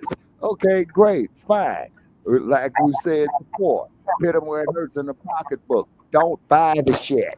You see what I'm saying? Don't buy this shit. Like Orange dude was talking about, well, we upping more tariffs, we're upping more. Don't buy shit. Let it sit there on the fucking shelf. You see what I'm saying? Biggest buying power. We ain't gotta buy shit that we don't want. Yeah, exactly. See, this is what the Black Wall Street was about. You see what I'm saying? Okay, and I had visited the Black Wall Street, as you all know, and you could still feel it in the air. And then, of course, too, I did go there to the brother who ran the store called 1921 there. On that corner, you heard of the group called the Gap Band, right? Okay. Right. The Gap stands for Greenwood, Archer, and Pine, which is in the heart of Black Wall Street, because they're from Tulsa, Alabama. They're from Tulsa, Oklahoma, you see.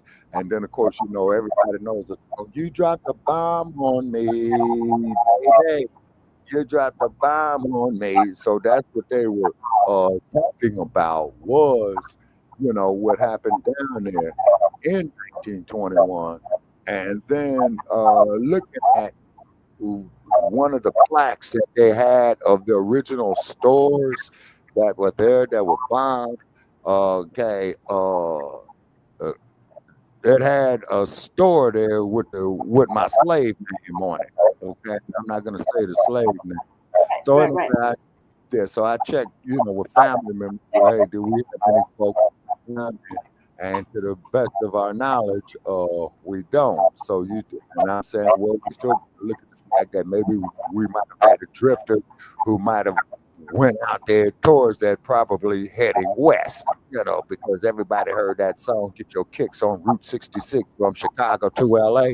All right. So, I'm going to check that out.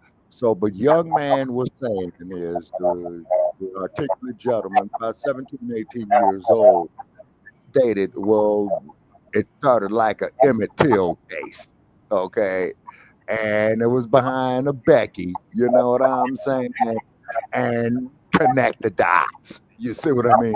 Connect the dots, So what it is that we saw stores down there, businesses, a couple of restaurants when we went and had, lunch or dinner down there. They had a lot of books right there. And that's another thing is that We got to get our people back to reading books because this shit that they put out here on the internet, see, this is AI generated shit, okay? And the computer only knows what is programmed. You see? Yeah, it's so good. You can tell, like, what's an AI? What's AI? What is it? You know, nowadays. It's artificial intelligence, okay? But just like in the movie The Terminator, where they said way back in the 80s, okay, the setting of the Terminator, where the Terminator came from, was the 2020s and the 2030s, okay? And like old boy says, it does not think, it does not reason, it only wants you dead. You see what I mean? So there's got to be some checks and balances on it. And then Jay Militant is saying something here. See what Jay is saying. Okay. Now, wait a minute. Okay. He said it's a lost art. Reading's a lost art. And he ain't lying. You ain't lying. Motherfuckers don't even want to read. Yeah, you're right about that, Jay. Reading is a lost art. And that's why I'm glad if I didn't learn anything else was learn how to fucking read. Now, if you don't the definition of words, this is why they have what they call a dictionary. You see what I'm saying? Okay. And what's happening is that everybody's turning on these laptops, desktops, what have you, cell phones, okay, and artificial intelligence is sitting up there telling you what to think. You see what I mean? Telling you what to think. So then old Stinky Bird had an audacity that says, well, you get your music, like from iHeartRadio, stuff like that. We'll just put a chip in your brain. Put a chip in your brain. Not only is that more wrong, that is extremely dangerous. You see? Yeah. And then Neuralink shit. I watched a couple of short videos on it. That Neuralink shit be making motherfuckers like mad retarded, like stupid, like why would you just want to go? They're doing it on weird places. Like I saw one where somebody put it on and turned it on. They were on the subway and they just slumped over and their eyes would, like if they were like that translucent blindness of it, and they were just gone. They were just gone. Who knows where the fuck they were? They were in their brain somewhere. And anything happened to you, like anything, anybody could do anything to you when you're in that kind of mindset. Who knows what you're in there? Like my brain, a wild imagination on a daily. You think I want to see what the fuck that goes on with a chip? Yeah, and then keep in mind what they're gonna do is that they're gonna be approaching people inside the penal institutions, or the jails, the prisons, and then they're gonna be putting that on them. Okay, and Jay Militant says you can tell if someone reads or not by how they communicate. Okay, Jay Militant, you're right. Okay, all right. I feel like there's people that like me that just say I talk how I talk because I want to talk like this because I feel like it because I'm free. I can do whatever I want. But I have a vast knowledge of like, man, we just picked up another book like a day and a half ago, and just reading the forward of it is it's not diabolical. It's just like, oh my God, it's intense. It's heavy. Just the forward.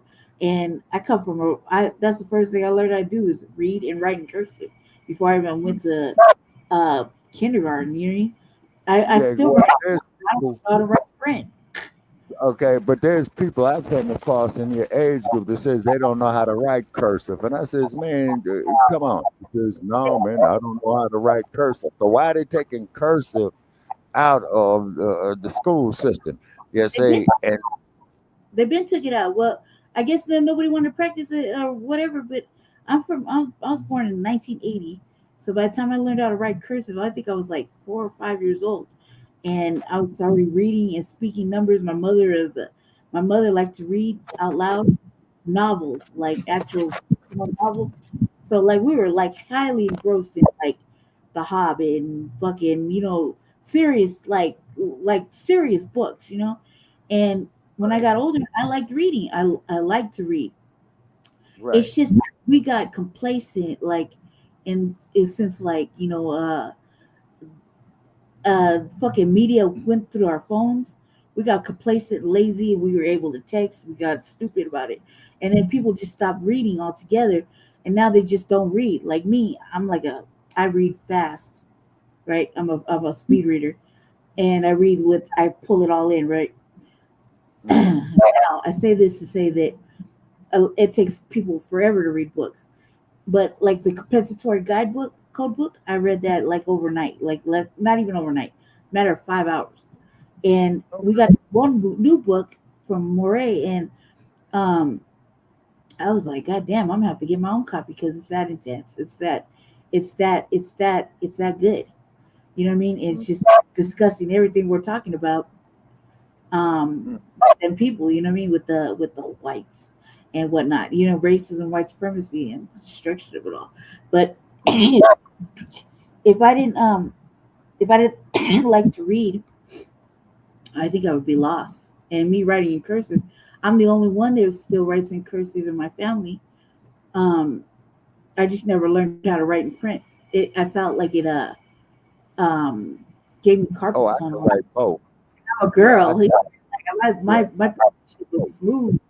Now it's like a doctor. They yeah, just say, and don't let and they don't let us and, read. They don't let us write. yeah, If you know, how often do you have to sign your name to anything? Like if you think about it, I just had to sign a couple of papers and send them off in the mail, right?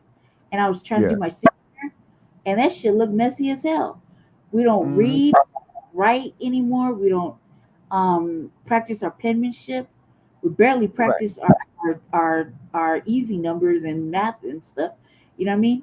Because everything is like designed for our perpetual laziness. So we keep our Yeah, or what they call a convenience. You know what I'm saying? Now, when you look at these cell phones and these laptops, every day, how many times out of a week that you turn on your laptop, it says, "Oh, you got to wait for updates." Oh yeah, that's Same thing with the phone. Oh, well, we're updating. Okay, now just what in the hell are you updating? I'm Okay, just are saying. you are you updating your location? My shit, Are you I got updating where you've been? phone, depending on what kind of phone you got. Like I don't really have. It's not like real fancy, but it's an Android, right? But my shit be just moving. I'll be watching a movie or something, and it'll just start moving to different pages. Yeah, You know what okay, and you can't even program this shit, right? Now, here's something that's gonna blow your mind, and I suggest everybody out there, if you have not seen this movie, right, get it. It was made in the year 1951. It's called The Day That the Earth Stood Still. Okay, see it. I finally saw it, all night from beginning to end. Okay. And everybody's thinking that this man is coming down here running shit from a galaxy far, far away, right?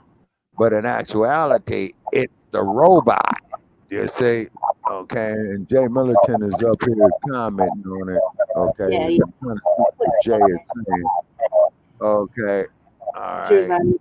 yeah, yeah, and sadly, they don't look any better. I've been signing away my life at the doctor's office. Huh? I've been signing my signature at the doctor's office on this little pad. You know what I mean? And my Yeah. signature is just like shit. Like, and I've been practicing like when I get by myself on my notebook paper.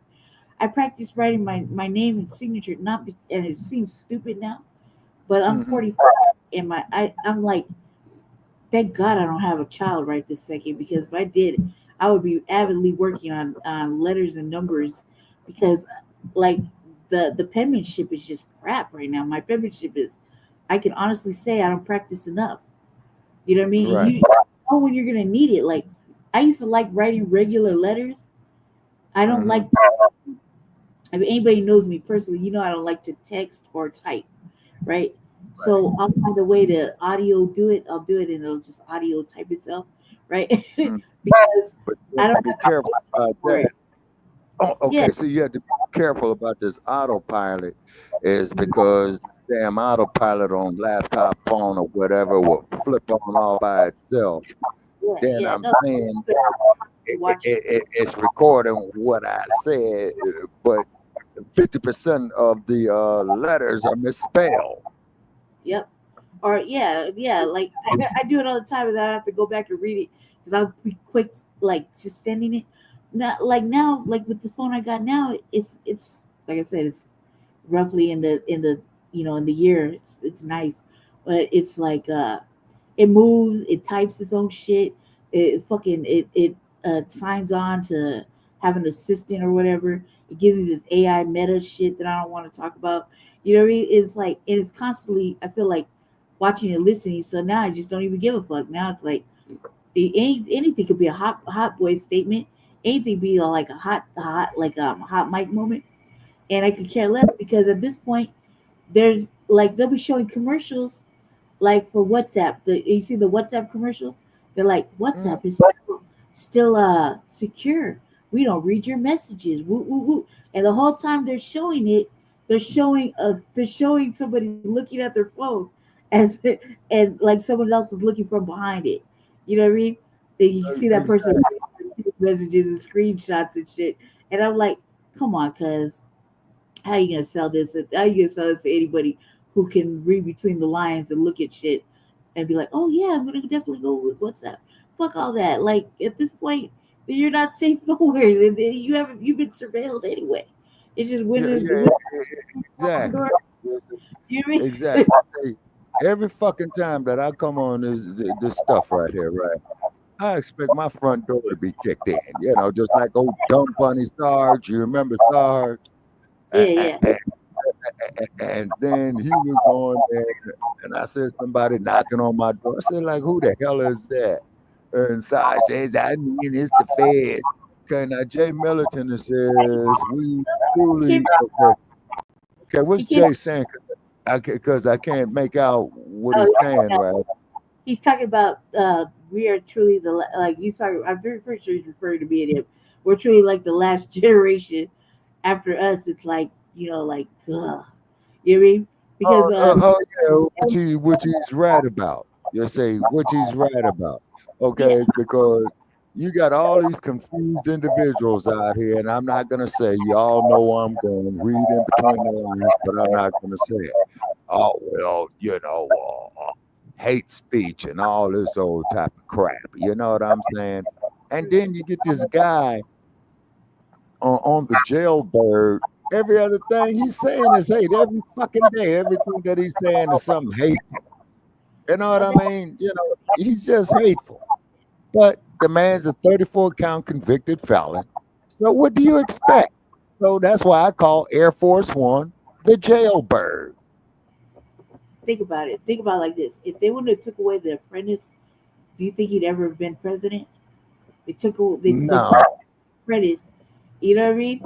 And then all of a sudden now he wanted to be the president, and then there he goes. Now that's what's weird there, Lady Chase, because when he did the apprentice, when he was promoting the fights over there at the Trump Taj Mahal in the 1990s, you see what I'm saying, and what have it. Nobody anticipated that he would turn into the monster that he did once he got the presidency. Okay, Barack Obama, you are a major disappointment, brother. You know what I'm saying? And whatnot, because he came out there talking something that ain't worth listening to. You know what I mean?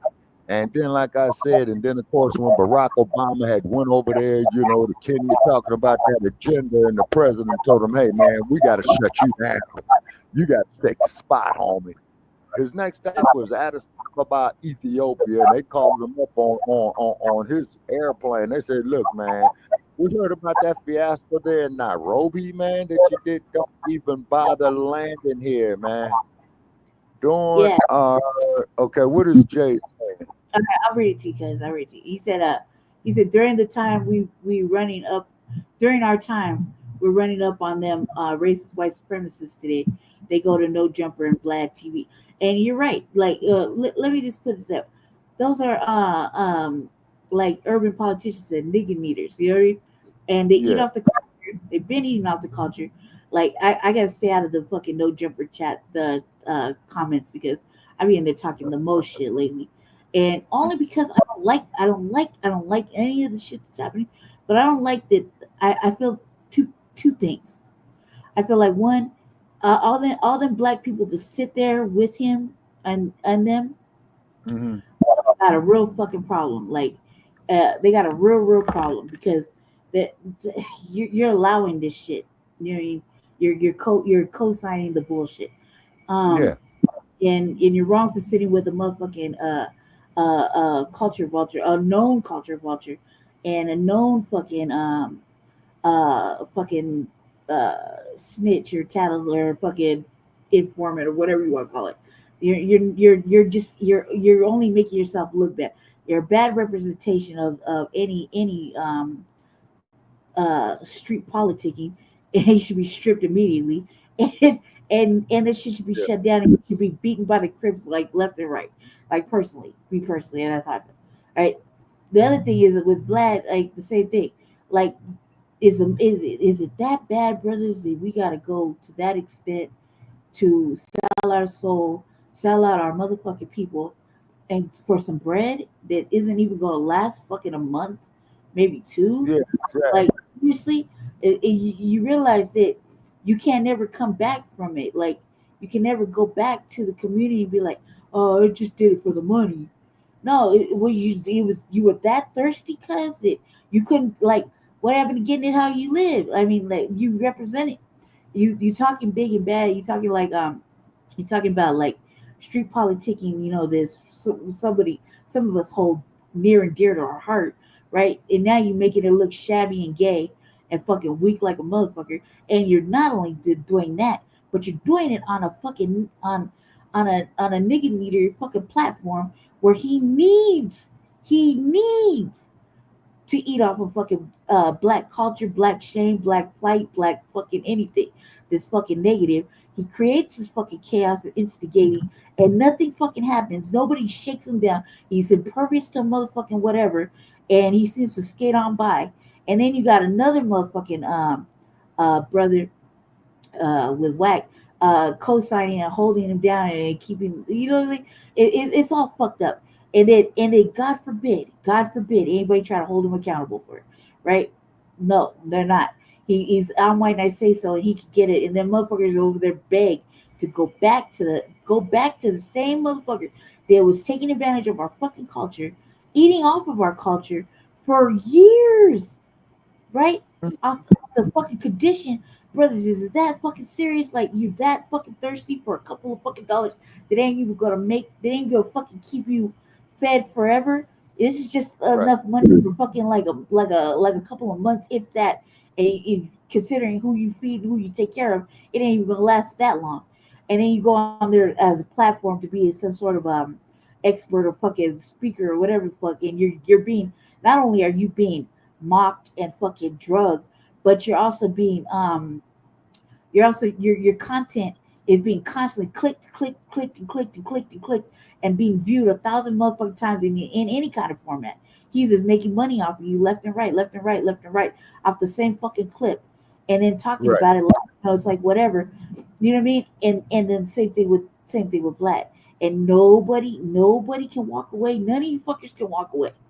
None of you can just say, Yeah. fuck it, we're going to shut them down, boycott it. Because if you shut them down and you walked away, if all the brothers walked away, they wouldn't have nobody there. They Exactly. wouldn't have nobody there. They would have what, the casual fucking Chicano or like Latino instigator that's whatever. Is it that Right. serious, brothers, that you can't, you're shaming yourself, you're embarrassing whatever set or whatever that you allegedly are a part of. And not only that, but you're profiting off of the ills and negativity of whatever. You know what I mean? And this is the war. This is allegedly, we're supposed to look at you like the warrior class. I can't look at that shit. I can't respect none of that. I can't. And I but can't keep respect in none of that. mind, I'm from California. okay, not cutting you into your wisdom lady, but I remember late 60s, early 70s, right? You had a huge coalescence between the Black community and the Latino community. Is because I recall, now I'm going back in my memory files as a child.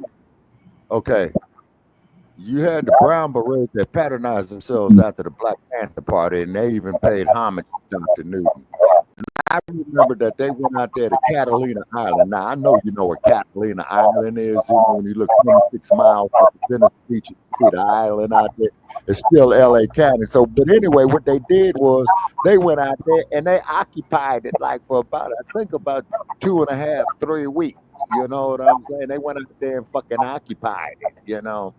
And so I would have to pull it up again. And I do know over in East LA, they had a real bad riot is because there was a newspaper reporter by the name of Ruben Salazar who was sitting in a bar having him a beer after a hard day of work, and then something jumped off, and LA County Sheriff launched a tear gas canister into the place and hit Mr. Salazar in the head and killed him.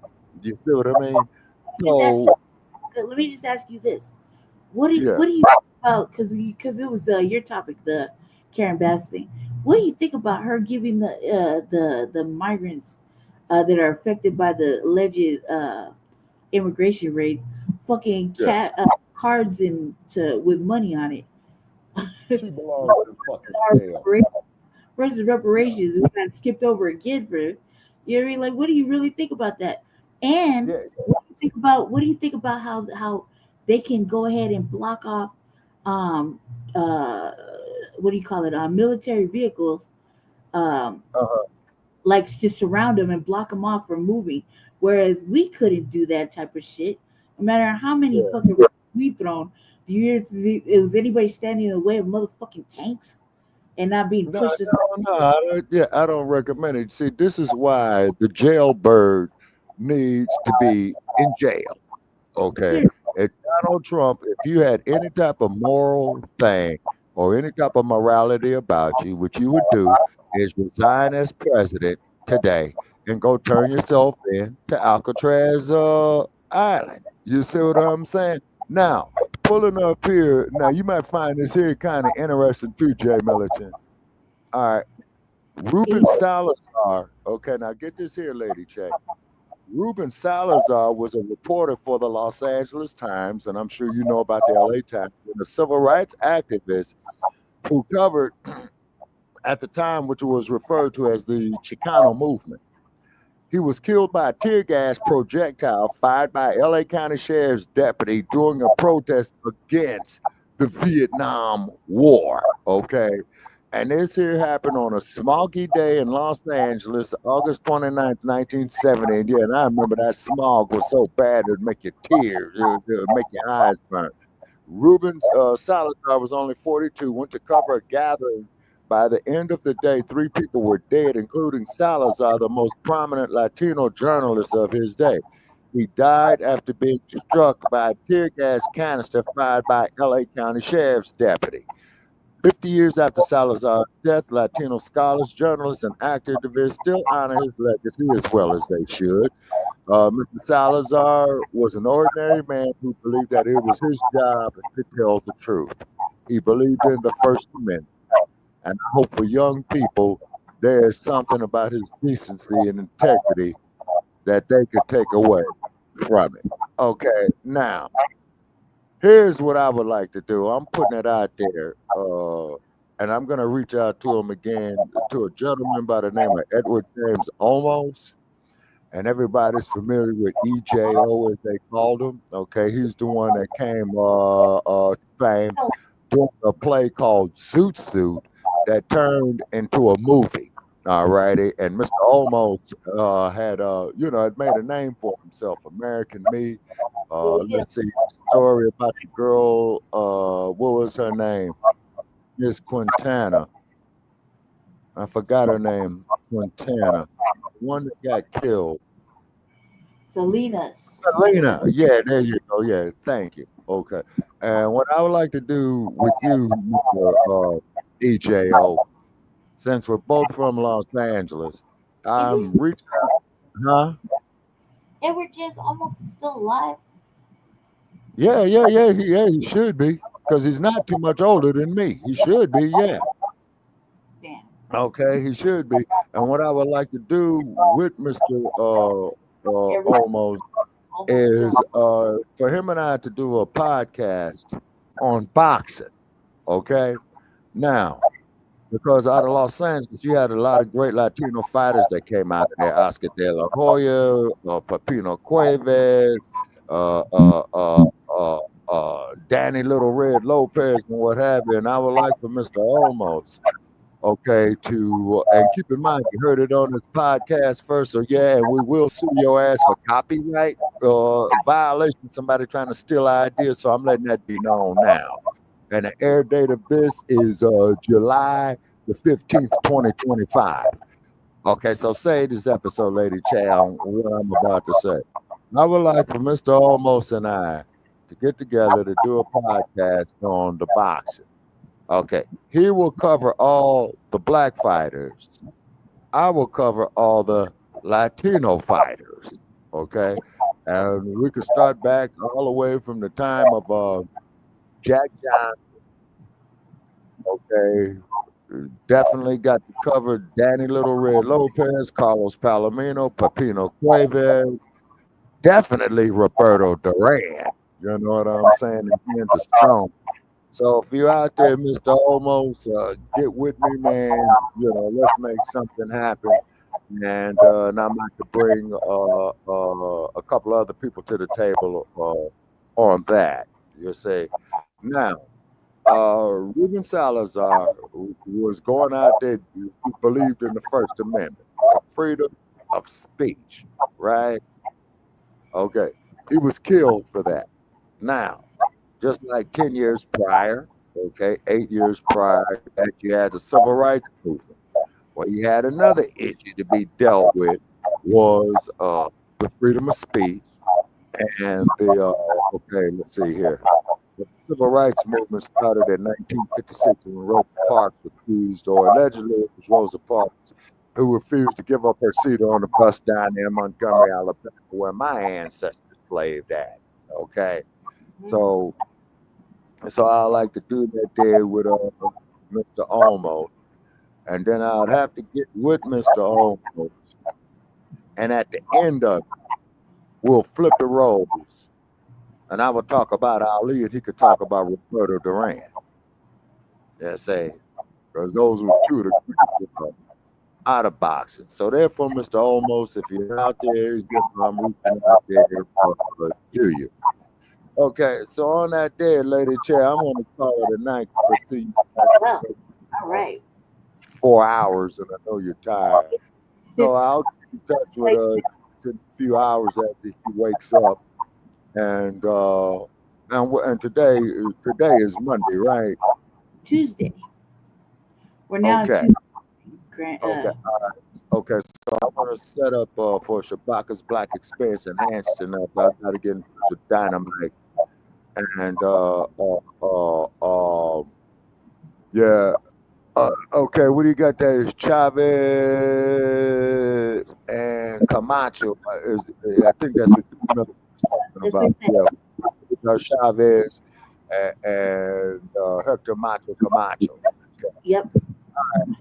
Okay. So Jay, check us out on StreamYard on Shabaka's Black Experience Enhanced tonight. So we are going to do an episode. It's going to be starting at 6 p.m.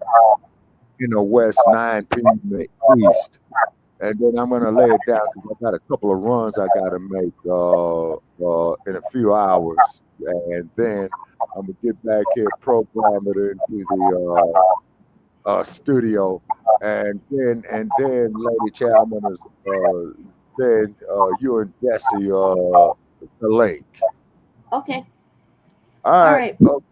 All right. So I'm going to bid you all a good morning from Sin City. Okay. All right. Take Peace. care. Okay. All right. All right. Okay. Let me see. All right.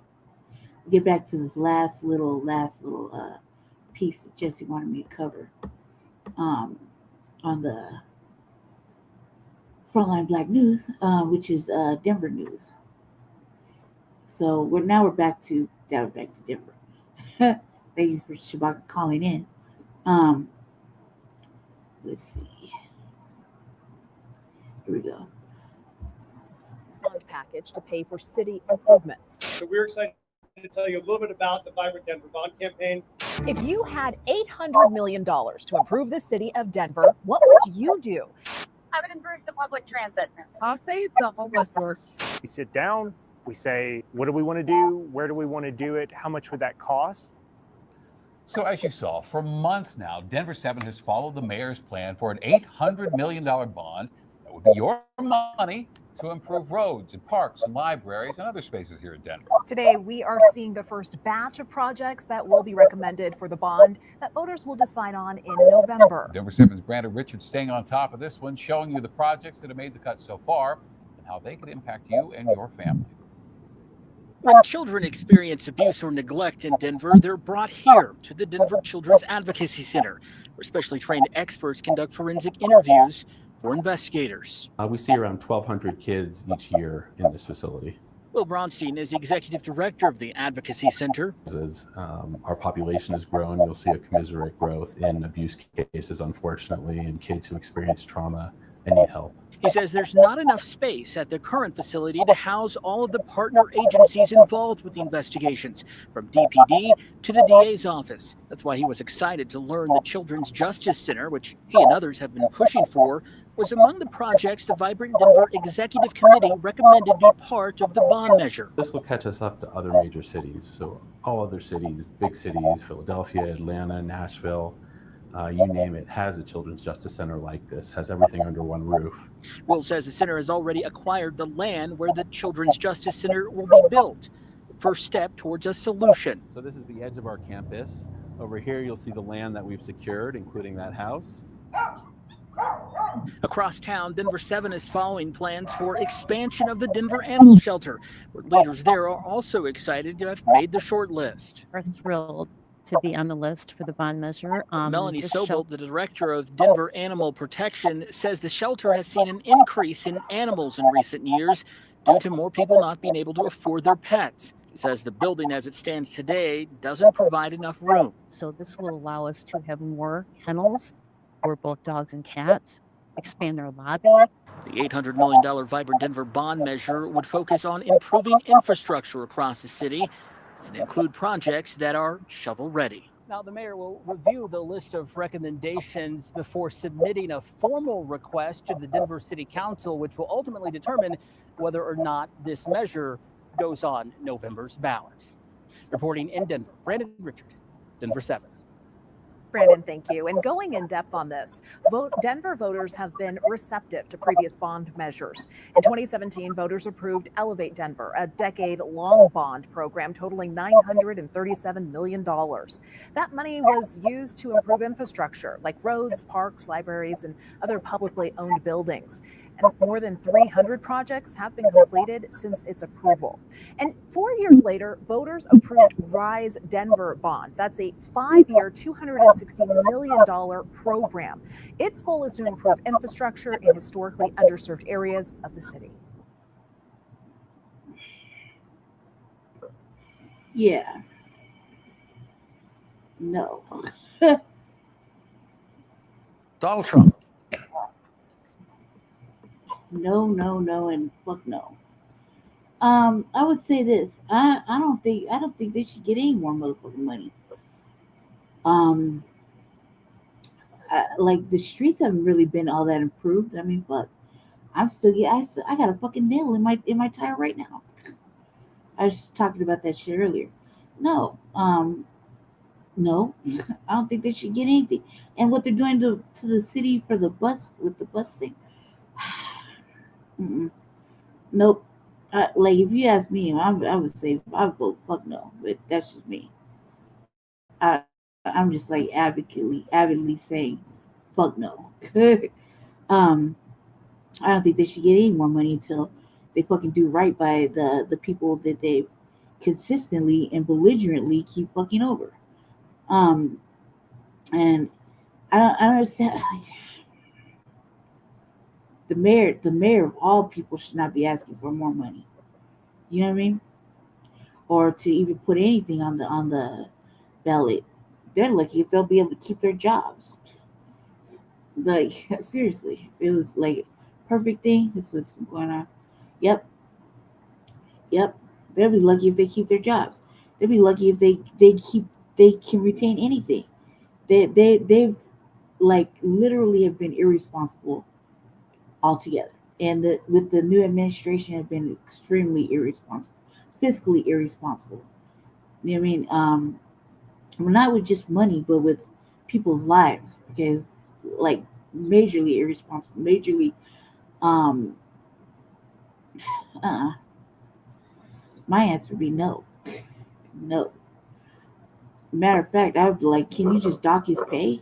Can everybody get a pay dock? Like, this is ridiculous. Um, but they'll find some way. I really don't think that should even make it to the ballot. But like we could protest it and argue against it all we want. You see how they barely let us speak out there.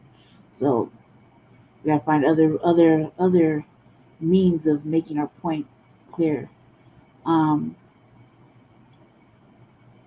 Mm-mm. Like I said, what happens if Mayor Bass's thing becomes a trend? We'll be like not next, but we'll be close to being next on the list. You know what I mean? Then Chicago, New York. You see what I'm saying?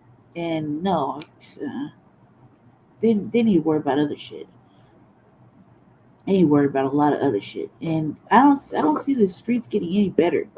And I've been all over these streets driving around from one end of the city to the other. So I don't see them getting better or getting any neater, nicer. I don't see the beautifications that they're always talking about. Um, I don't see it. So I mean, it's like they're seeing something and the people aren't. You know what I mean? Like they're trying to sell us a lie. That's how I feel about it. Anywho, um, thank you everybody. Thank you, little eyeballs. 4 of you that are watching, peeking and not speaking. Shout out to Jesse about that. That's his thing. Join us later, like Shabaka said, or alluded to, for Shabaka's Black Experience Enhanced, sometime this evening. And just to be running that. I have to go film something for him, an event. So I get to play cameraman today. Luckily, it's on the route. So yeah, join us later for that. And obviously Grand Rising on Friday, and then again for Frontline Black News. The RVA will come sometime later on in the week. I'm not really digging how StreamYard is doing this stuff on the backside. So yeah, I hope you enjoyed me taking over for a little bit. Get used to it because it's just because he fell asleep. He's not gonna let me take over all the time. So yeah, shout out to everybody who participated in the chat. Matt, Crew, Jay. Shout out to you guys for coming through. B1 salute. And shout out to Jesse, who started the program off. And shout out to Shabaka for coming in at the end. So yeah, and obviously shout out to me for being a good host. Anyway, thank you for staying. Thank you for watching. Like and share all our programs. And stay black, stay dangerous, stay favored, of course, and keep your ass inside. It's dangerous out there, and we don't need to get involved in anything right now. It doesn't behoove us. Yeah, so that's all I gotta say. Thank you, everybody. Thank you for watching Frontline Black News. This is season 5, episode 16, part 3 of the Frontline Black News. And I'm your host, Lady Che, Seduction Doll, Brandy. And I'm out. We're gonna go ahead and end it right here. Yeah, we're gonna go ahead and end it. Thank you, everybody, for staying and watching. Peace. Thank you, cuz. Thank you for stopping by. Yeah, I'm glad you were over there on the panel, on the wrestling panel. You provide a service for everybody who likes wrestling. You don't even know, but you do. So especially telling everybody about the black wrestlers that don't get enough credit, for all the hard work they put themselves through. Anyway, shout out to you, and yeah, peace. Stay black, stay dangerous, stay certified. B1 salute, and yeah, peace everybody.